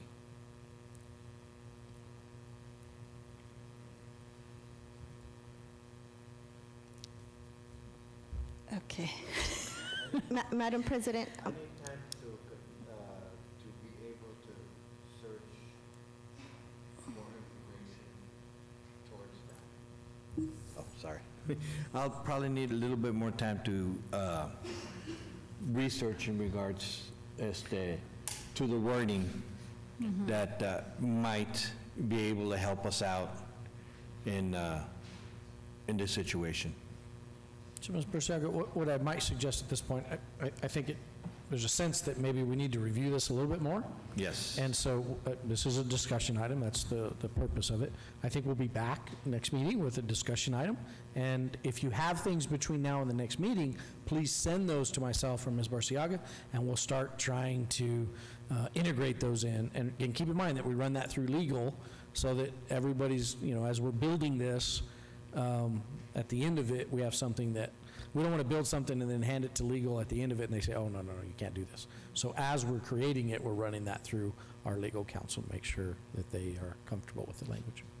Which is what, sir, I was going to mention is that, like, right now, you see where we're coming from, but definitely I see where you're coming from. And I wouldn't even know at this moment to give you words. It's too much. And then I was going to ask you, maybe it's a moment to, but I'm glad to hear you just answer my question. Is obviously as we're working together and bringing verbiage and whatnot, that it's run through legal counsel. Absolutely. Because that's what I was going to ask, is maybe legal counsel with their experience, those who concentrate in HR situations might help us with wordings, with, I guess, with our concerns and what we're trying to communicate in this regulation policy. So, but thank you for your work, Ms. Murciaga. Okay, so Madam President, then we will bring it back as a discussion item, and with your suggestions, I will come up with a couple of different draft versions of this regulation. Yes, ma'am. Thank you. Thank you for your time. Madam President, I have a quick question. Sure. How is the committee, the hiring committee selected, and what do you suggest? Because I would like to hear what you suggest. I mean, we'll think about it, but I want to know your thoughts. So those are procedures. Those, are not in policy. They're not regulations. They're in-house. They can be adapted at any time. Currently, the principals have the say to select, or whoever the interviewer is, it's not always a principal, have their say to select members. And right now, in this rough draft of procedures, again, it's not implemented yet, there is no such statement, that limits them. And so that would be something we could think about. But again, these are procedures, and they are flexible. That's the good thing about having a procedure versus a regulation. A regulation really does, and a policy have more, fundamental elements where it's very hard to change, versus a procedure. We can always adapt those and change them as the district needs. Okay, before you walk away, I thought of something. So yes, you had mentioned maybe for a later time is definitely presenting to the board in further detail what forced ranking is, because I did have a question as far as, so the interview's done, what does it look like once the scoring sheets have been filled?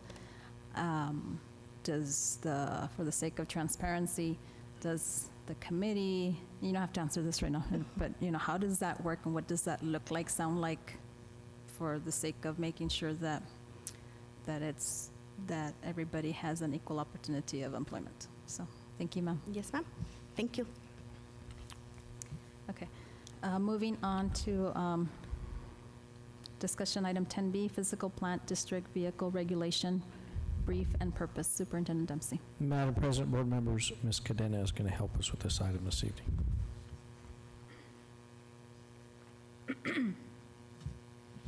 Good evening, Madam President, board members, Superintendent Dempsey. I bring before you for discussion a regulation we're proposing out of physical plant. Mr. Smythe, Director of Physical Plant, and myself worked on this regulation and took it to central management team as well. We did receive input from Human Resources and Finance as well. The background and summary for this regulation refers to all physical plant, PPD, supervisors who are eligible to drive a district vehicle, require a district vehicle in order to conduct their daily job duties, and are responsible for responding to after-hours, weekends, and holiday emergencies. This regulation will allow for PPD supervisors to take their assigned district vehicle home on a daily basis, so it is available to them for responding to calls related to GISD emergencies affecting physical plant operations.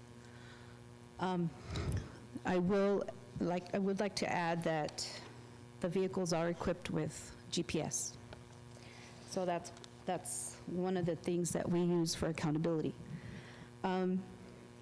In the regulation, we included basic elements that are already rules for anyone driving a district vehicle. And then we also went on to define the possible taxable impact on the employee as a fringe benefit.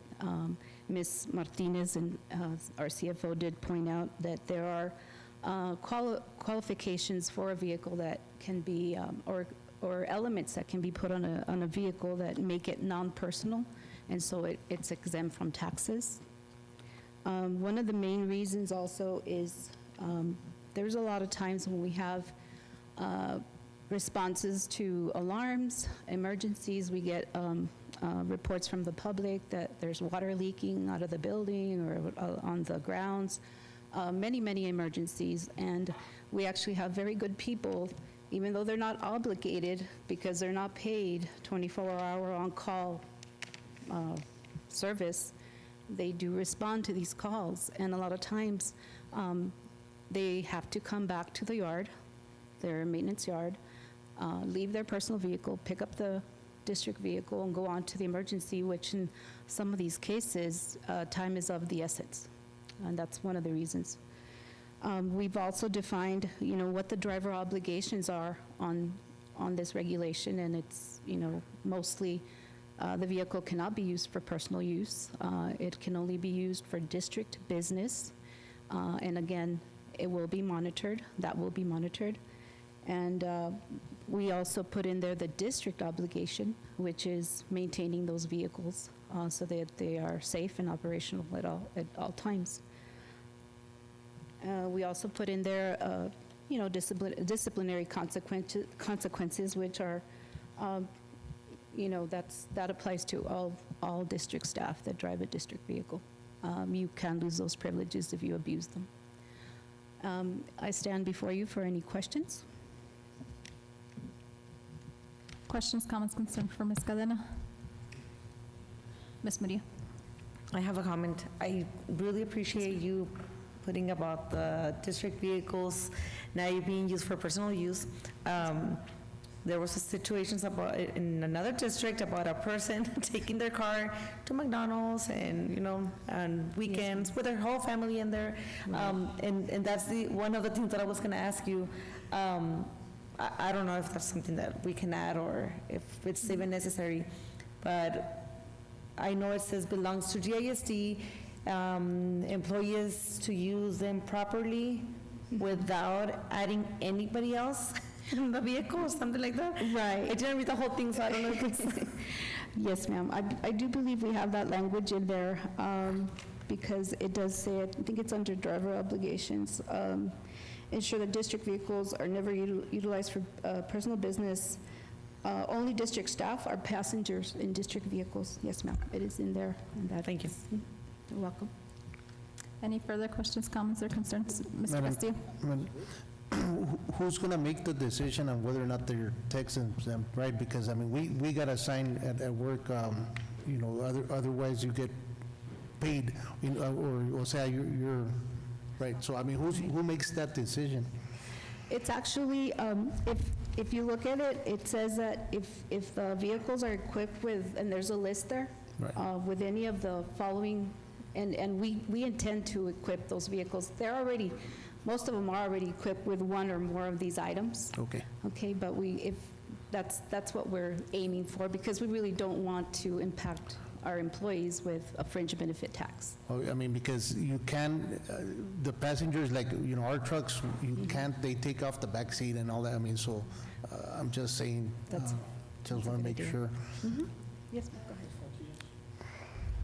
Members of the board, Superintendent Dempsey, President Salazar Flores. So if you scroll up, it does say that that employees can only take vehicles that qualify as non-personal vehicles.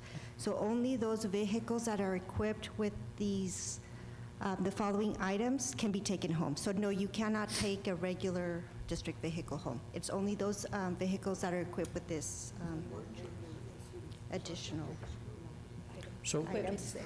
Madam President, board members, just for clarity's sake, let's use me as an example. I do have a district vehicle, correct? And it's a taxable, that's considered taxable income for me, and I have to, I pay that to utilize that vehicle. These are employees, these are mostly maintenance-related employees that have very specialized equipment on these vehicles. And so it's not going to be that they're driving a Traverse home, because you're not going to have a hydraulic lift gate on a Traverse, right, or something of that nature. So very specific vehicles, very well marked, labeled correctly, and then, again, GPS. So if there's a report of something, we can confirm immediately whether that is an accurate report or not. Yes, sir. And we do run regular reports on all our vehicles that are equipped with GPS. So we do that, and at this moment, it does say PPD supervisors. I use that general language, just in case the titles change, but at this moment, we have in mind our three maintenance foremen, maintenance crew foremen, and our maintenance coordinator, because they all can respond to those. And again, Madam President, the only reason I ask is because, they might say, I don't want to take it because I got to pay, right? Who knows? That's why I'm asking. Exactly. Right. Well, we definitely don't want to add a tax to it, right? And we're not, that's not our goal. Our goal is to, honestly, in part is to save them time. If they get called out on a Sunday evening, I appreciate their willingness to go there. I don't want to make their 10-minute trip, let's just say they live here in Southern Park area, and they have to go to Riverside. Well, currently, they have to drive to Gadsden Middle School, pick up the vehicle, drive to the school to fix whatever needs to be fixed, go back and switch it out. Well, they could have done that in 10 minutes or 20 minutes, right? So it's really trying to be convenient and thoughtful of our employees, really, is what we're trying to accomplish. Definitely not trying to tax anybody. So, just a question, Ms. Cadena. So if you've got employees that live in Texas, it won't affect anything, right? So they could take their car, if they live in wherever, Right. Texas, and that's okay. Right, and that is another reason why having GPS is a beneficial thing, because, right, if they're in El Paso, we may not be able to, the public there may not care that they spot the vehicle at Walmart, right? But we do have GPS for that purpose. And I guess my last question would be, so if I'm someone use myself, so if I'm the mechanic or whatever, and so I get a call, am I supposed to take this car with me wherever? No. So in other words, if, let's say I have a family event, I cannot take the car with me. Or can I? Exactly, no, ma'am. Okay, just making sure. So that means if I get the ring, you've got a call, then I'm gonna have to leave the party, go to my house, get the vehicle, and et cetera. Exactly, Okay, you can't perfect. take the vehicle to the party and then go respond Just from making there. sure. Okay, thank you. But when I think, I don't know, coming from working in the surgical department, there's the employees or surgical technicians or doctors or nurses, Yes. they get put on call, no? So then, if you're going to go to a party, you shouldn't be on call to be able to, so you can still be able to attend, so that way you don't have to come back and pick up the truck. So Right. do you have that type of system? Well, we don't have on-call, because when it comes to being on-call, you have to pay the employee the entire time they're on call. So 24 hours or 48 hours that they're on call, so the district can afford that. But our employees are pretty good. For instance, if Mr. Smythe or Mr. Hernandez, the coordinator, called them, and it's late at night and it's a weekend, they will say, I cannot make it. I'm at a party, or I don't feel comfortable driving to the site, so we'll move on to the next person. And that person, since they don't take the district vehicle home, will have to go to the yard and pick up a district vehicle and respond. Thank you, ma'am. Thank you. No, Madam President, sorry. Go ahead. I had- Sorry about That's that. okay. Go ahead, That's Ms. okay, Ms. Rodriguez. Since there's all those qualifications for the vehicle so that they don't have to pay taxes, it does have a long list of items that that they will have with them. So what is the responsibility of the employee? I know that you are responsible once you have that, but are we going to put anything, or how will they be responsible of taking care of that equipment and not, because now they would have them at home, so there's exposure for those Certainly.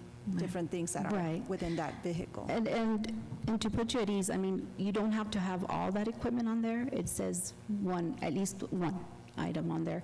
But yes, you're right, it's exposure. We encourage our staff that if they have a fenced-in area to put the vehicle in, we'll encourage them to put at their home, to put it in a fenced-in area where it's locked or in a garage, so it's protected and the equipment's protected. But, I mean, ultimately, the district is responsible if something happens to that equipment, if it gets stolen, or we'll have to replace it, but we're hoping that that doesn't happen. And then they will have the normal district vehicle logo, and they will also have a logo that says 24-hour in-service vehicle, so that the public also knows that if they see it, hey, you know, my neighbor has a district vehicle and it's here all the time, you know, at his house. Well, they know that it's an on-call vehicle. It's been tagged that way. Okay. Does that answer your question? Thank you. Thank you. Thank you. Okay, moving on to discussion item 10C, GISD Strategic Plan Alignment with Superintendent's Evaluation Tool. Superintendent Dempsey. Madam President, board members, I believe we're going to try this again. We have Mr. Chavez, David Chavez with CES, who is going to join us, who is helping me with this component of our strategic plan. Mr. Chavez, can you hear us? Mr. Dempsey, yes, I can. Are you able to?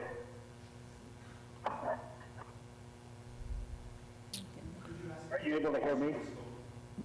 Mr. Chavez, can you get a little closer to your phone? We're having a little bit of a hard time. We can kind of hear you, but not completely.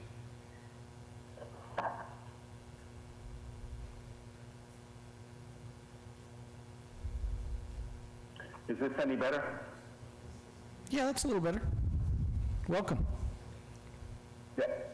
So, you can hear me okay? Yeah, I'm getting a little bit of feedback, sorry. Oh, you're getting feedback. Oh. Let me go ahead and start. If you're not hearing the feedback, I'm good. Madam President, Flores, members of the board, thank you for the opportunity to be with you here this evening. As Mr. Dempsey mentioned, he asked if I would present to you and make ties of how you might be able to revise the superintendent's evaluation tool, include the 29 competencies that you currently have, but also look at it from a standpoint of how to make some ties of those competencies back to your strategic plan. I did a cursory review of your current evaluation system, and I can see just through a cursory review that there are about 15 items that tie very nicely to the 5 goals that you've developed for the district. By the way, let me commend you on the work that you've done on your strategic plan. I was at the leadership conference of the School Boards Association, and the feedback and evaluations that were received from your presentation were all exemplary, so I commend you for that. I'm looking forward to your leadership team in the upcoming leadership conference, where we'll have superintendents and other leaders attending those sessions.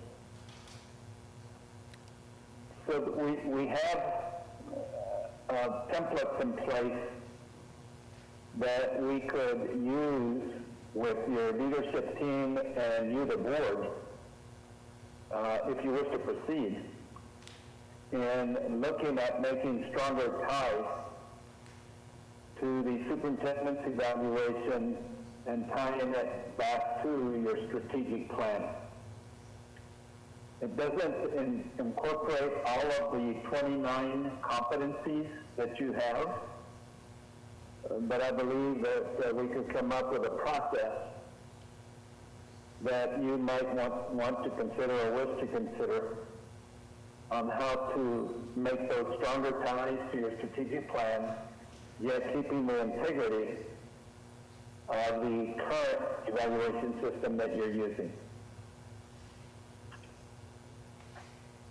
So we do have templates in place that I have shared with Mr. Dempsey with regards to accountability and how might those accountability measures come into play. and you're holding the superintendent and the leadership team accountable to address the competencies that you, the board, have identified.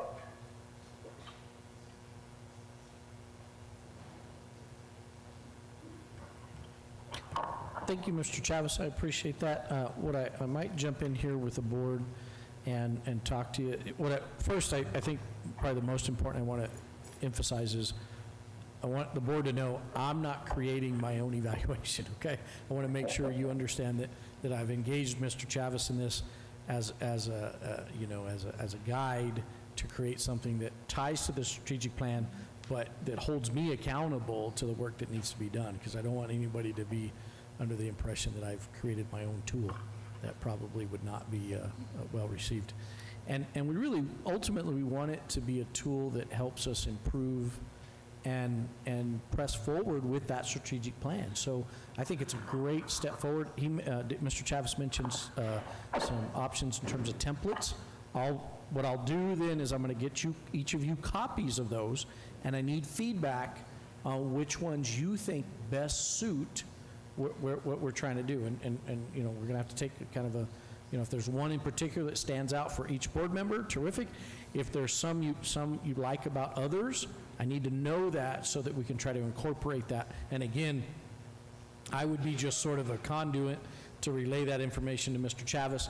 He would then create something, the idea being at the next board meeting I bring you back a tool, a document that you say, yep, that's going to be the tool we're going to utilize, and then you would go ahead and approve it as an action item.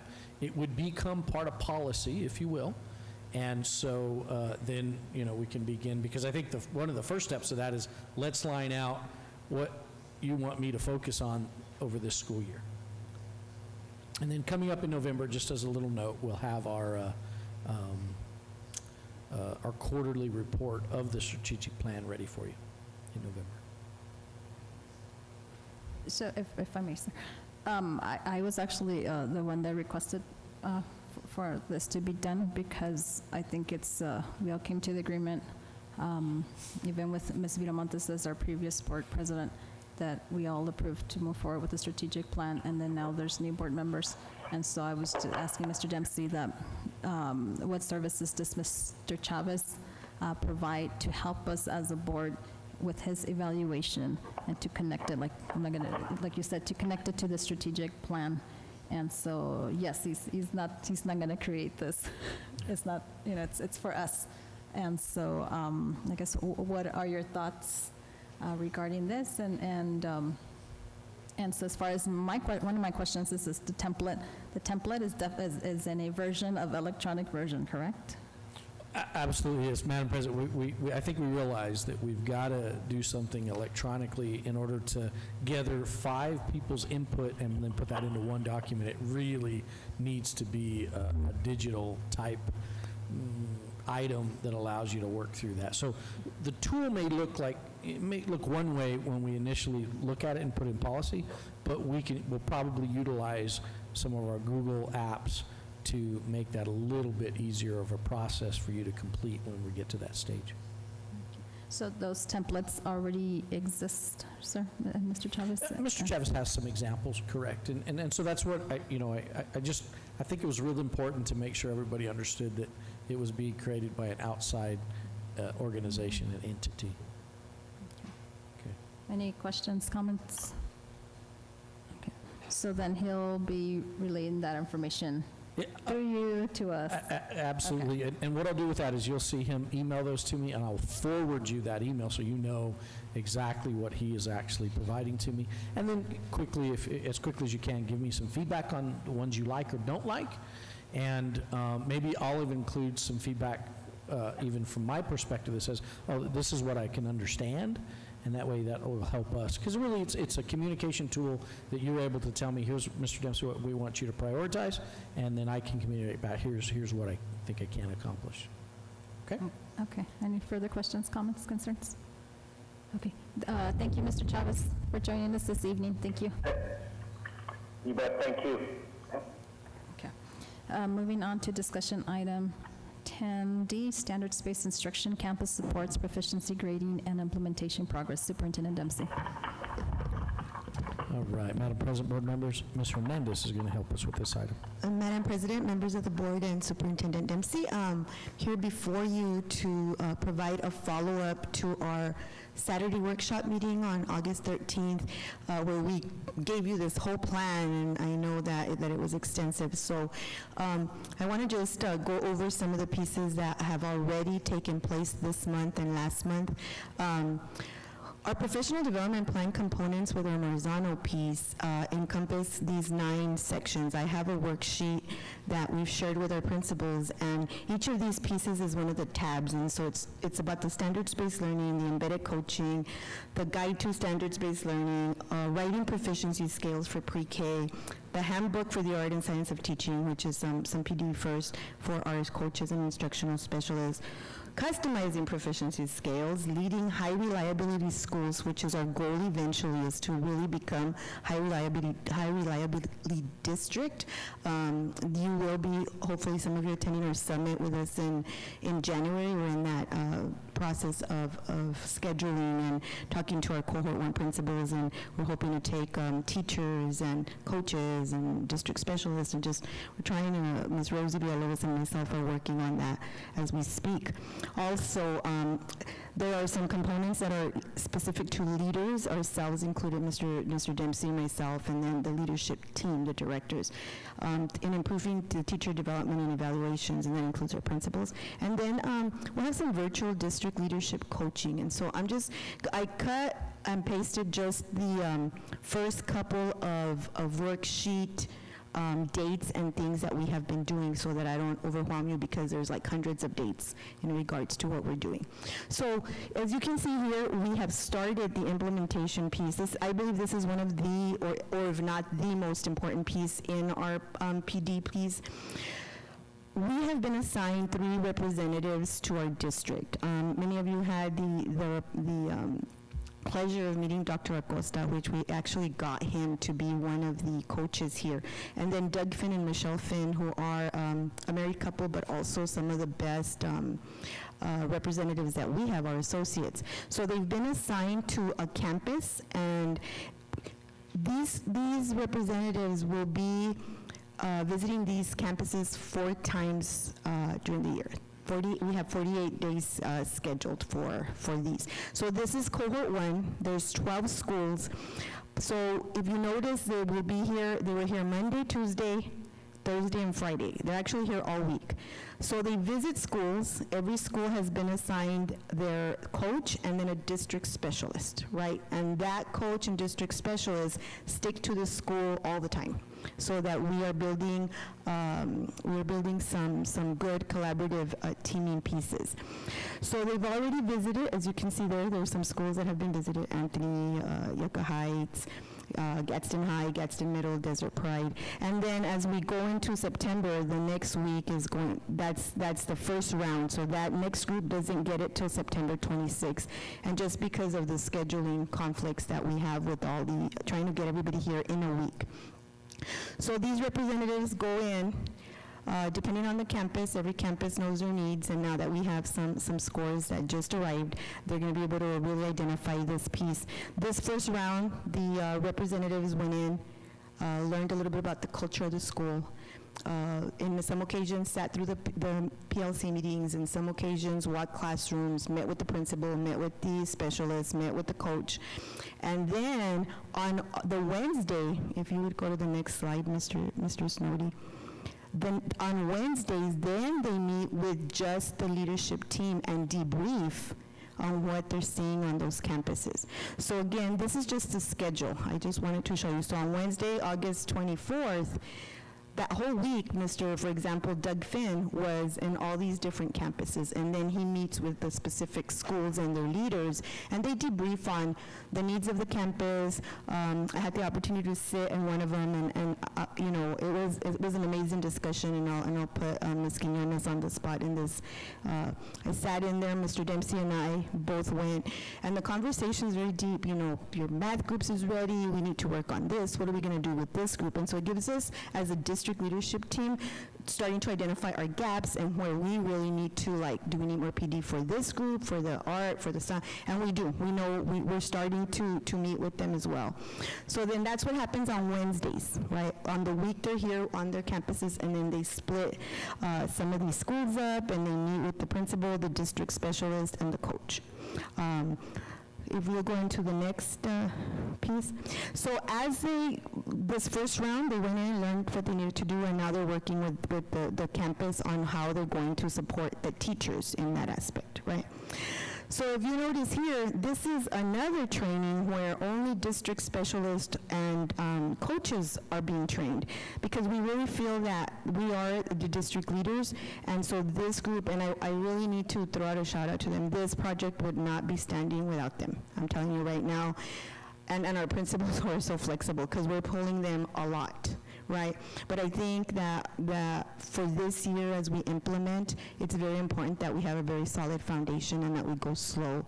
And so a lot of dates, as you can see, and we have the representatives, and that's when we will meet, tells the location. And again, this is a huge spreadsheet. I'll share this with you as we move along in our quarterly report to you, because we'll have a better understanding of our grades and and just where we're at and what we're doing. Because like I said, this first round, they're still acclimating to our district, trying to figure out our culture of our campuses and our principals, and then just trying to build some connections with ourselves.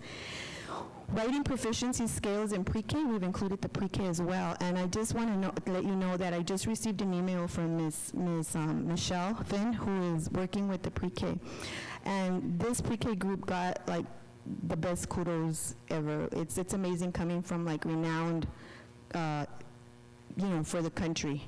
Presenters to say that our pre-K team was one of the most capable, professional, collegial teams that they've ever worked with. And I just got the email, I haven't forwarded that up to Ms. Lorenzo, who is their director, but I thought that it would be nice to say it openly, that they do have, Kinder has 36 standards, pre-K has 36 standards, and pretty much what Ms. Finn told me is that they will be done with their scales in October. And we have all these dates for them.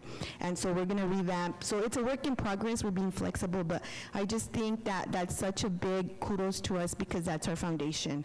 And for them to already have this plan and these pieces, a lot of foundational pieces were already there. And so both Ms. Lorenzo and now Ms. Burciaga, I think they get a lot of kudos for that. Because coming from, like I tell you, national trainers, to say that is like, wow, this huge compliment.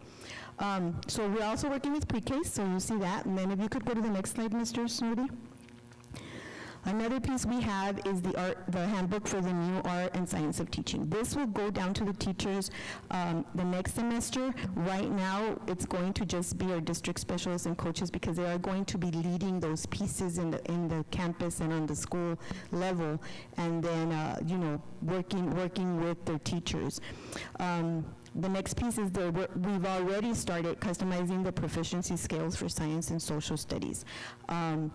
She met with we have lead teachers doing this piece, selective teachers, but the recommendation is that we add more teachers. And so we're working, our problem is our subs. So if we're going to add all science teachers, like at the secondary level, we're talking 4 high schools, 4 grade levels, we're talking 50, 60 people at just the secondary level. And so we're working on a plan with that. So if you see, we already met August 29th, August 30th, September, they were here Monday, I believe, or Tuesday.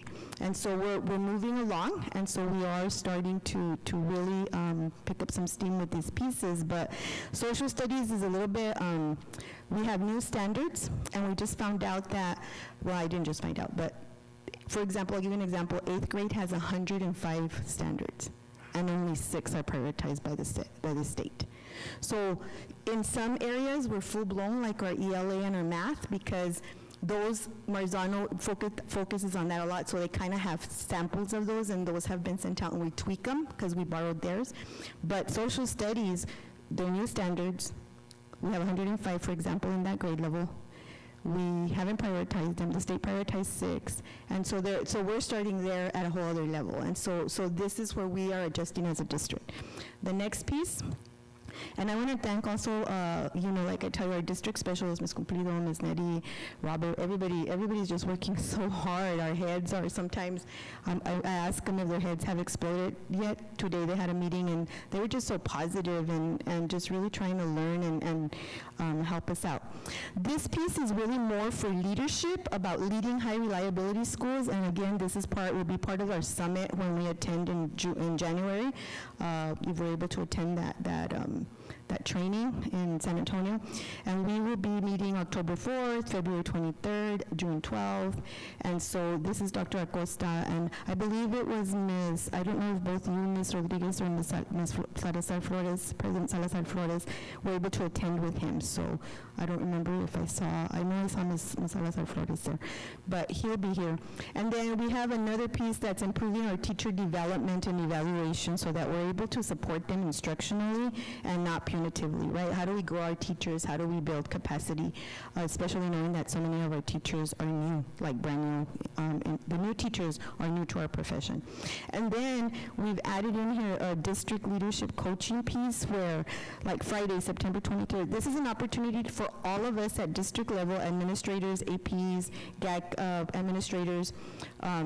We will meet with him virtually for like an hour and a half, and this is where we start working like some of our things on our campuses. We'll ask questions as our campuses are moving along independently with our coaches and our specialists. This is an opportunity for us to meet again with Dr. Acosta and ask questions about what we're seeing, like this is not working for my 5th grade team, or am I doing something wrong as a leader? What do I do? So they kind of coach us up as well so that we're able to be more supportive to those roles. And so again, this is just a little part of where we're at, because I do have a whole sheet, but I'd like to share that with you later so that you can actually see the whole progression piece. And I'd also like for some of our principals to talk next time, because I've already met with some principals and we're already starting to see some of the impact in their schools of what they're revamping, some planning and so how they support teachers, who coaches who, all these pieces that we're doing. So it's a big work in progress, but I'm really excited about where we're heading. And again, like I said, it's just we have great staff, and we're really trying to jump on board. Everybody wants to do what's best, and I know it's a little frustrating sometimes, but it is a new way of doing things. But that just really, I think that's it of where we're at in the implementation. Some of these are further into the semester, but already this September 23rd, we're going to have our virtual piece. And we're trying to give everybody an opportunity to grow and improve. So any questions or comments that I could answer? No, and I was just going to say, I believe all of us have committed to attending. Correct. So we're coming with you to San Antonio to learn. Yeah, we have a lot of books, at the warehouse, so I'm going to get ready to pass those out. Any questions or comments? Thank you, Ms. Hernandez. Okay, thank you. Thank you. Okay. Our final discussion item is item 10E, infant changing station status update. Superintendent Dempsey. Madam President, Mr. Snowdy, I think, can help me here with some pictures. I think the pictures you have in front of you are the installed changing stations at Chaparral High School varsity gym, and I think they use the other one, they call the other one their auxiliary gym, or it's the new gym. So this gives you an idea of the pictures of them. They're installed. A total update on the district is obviously we have CHS gyms taken care of. The CHS ADA boys and girls restrooms in both auxiliary gym, main gym. GHS Panther gym restrooms had changing tables already, installed changing tables in the concession stand restrooms by football field. STHS gym restrooms had changing tables already, installed changing tables in concession stand restrooms by football field. So I believe all of our gyms and football stadiums are now covered with changing stations. Very nice. Okay, all right. So Mr. Castillo, when your granddaughter comes, take her to the sport events. You can change your granddaughter. Well, and Mr. Dempsey too. But Madam President, board members, I do think a lot of times we forget when our community's coming to these, that's a really difficult, there's a safety item there, and there's sanitary item there. And so we want to make sure that we're taking care of our families, and I appreciate Ms. Cadena and Physical Plant and their support in getting this project done. So this is done in our high schools? I believe all high schools now are taken care of. And then we're going to work on... Yeah, and we will continue to grow that project because we realize we'll have families where those are the Major, yes, those are the major. facilities used primarily by that population. Okay, thank you so much. Sure. Any questions, comments, concerns? Okay.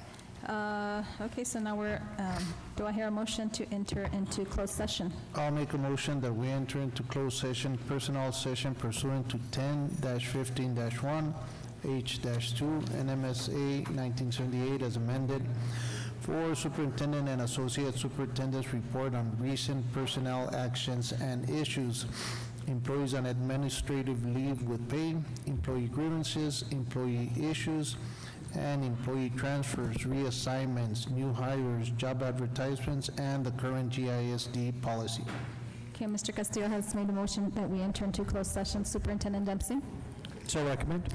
Ms. Delgado, can you please take roll call? Mr. Cano? Aye. Mr. Castillo? Aye. Ms. Flores? Aye. Ms. Murillo? Aye. Ms. Rodriguez? Aye. Okay, that motion passes. We are now in closed session. Thank you, folks, for joining us this evening. Thank you. Be safe.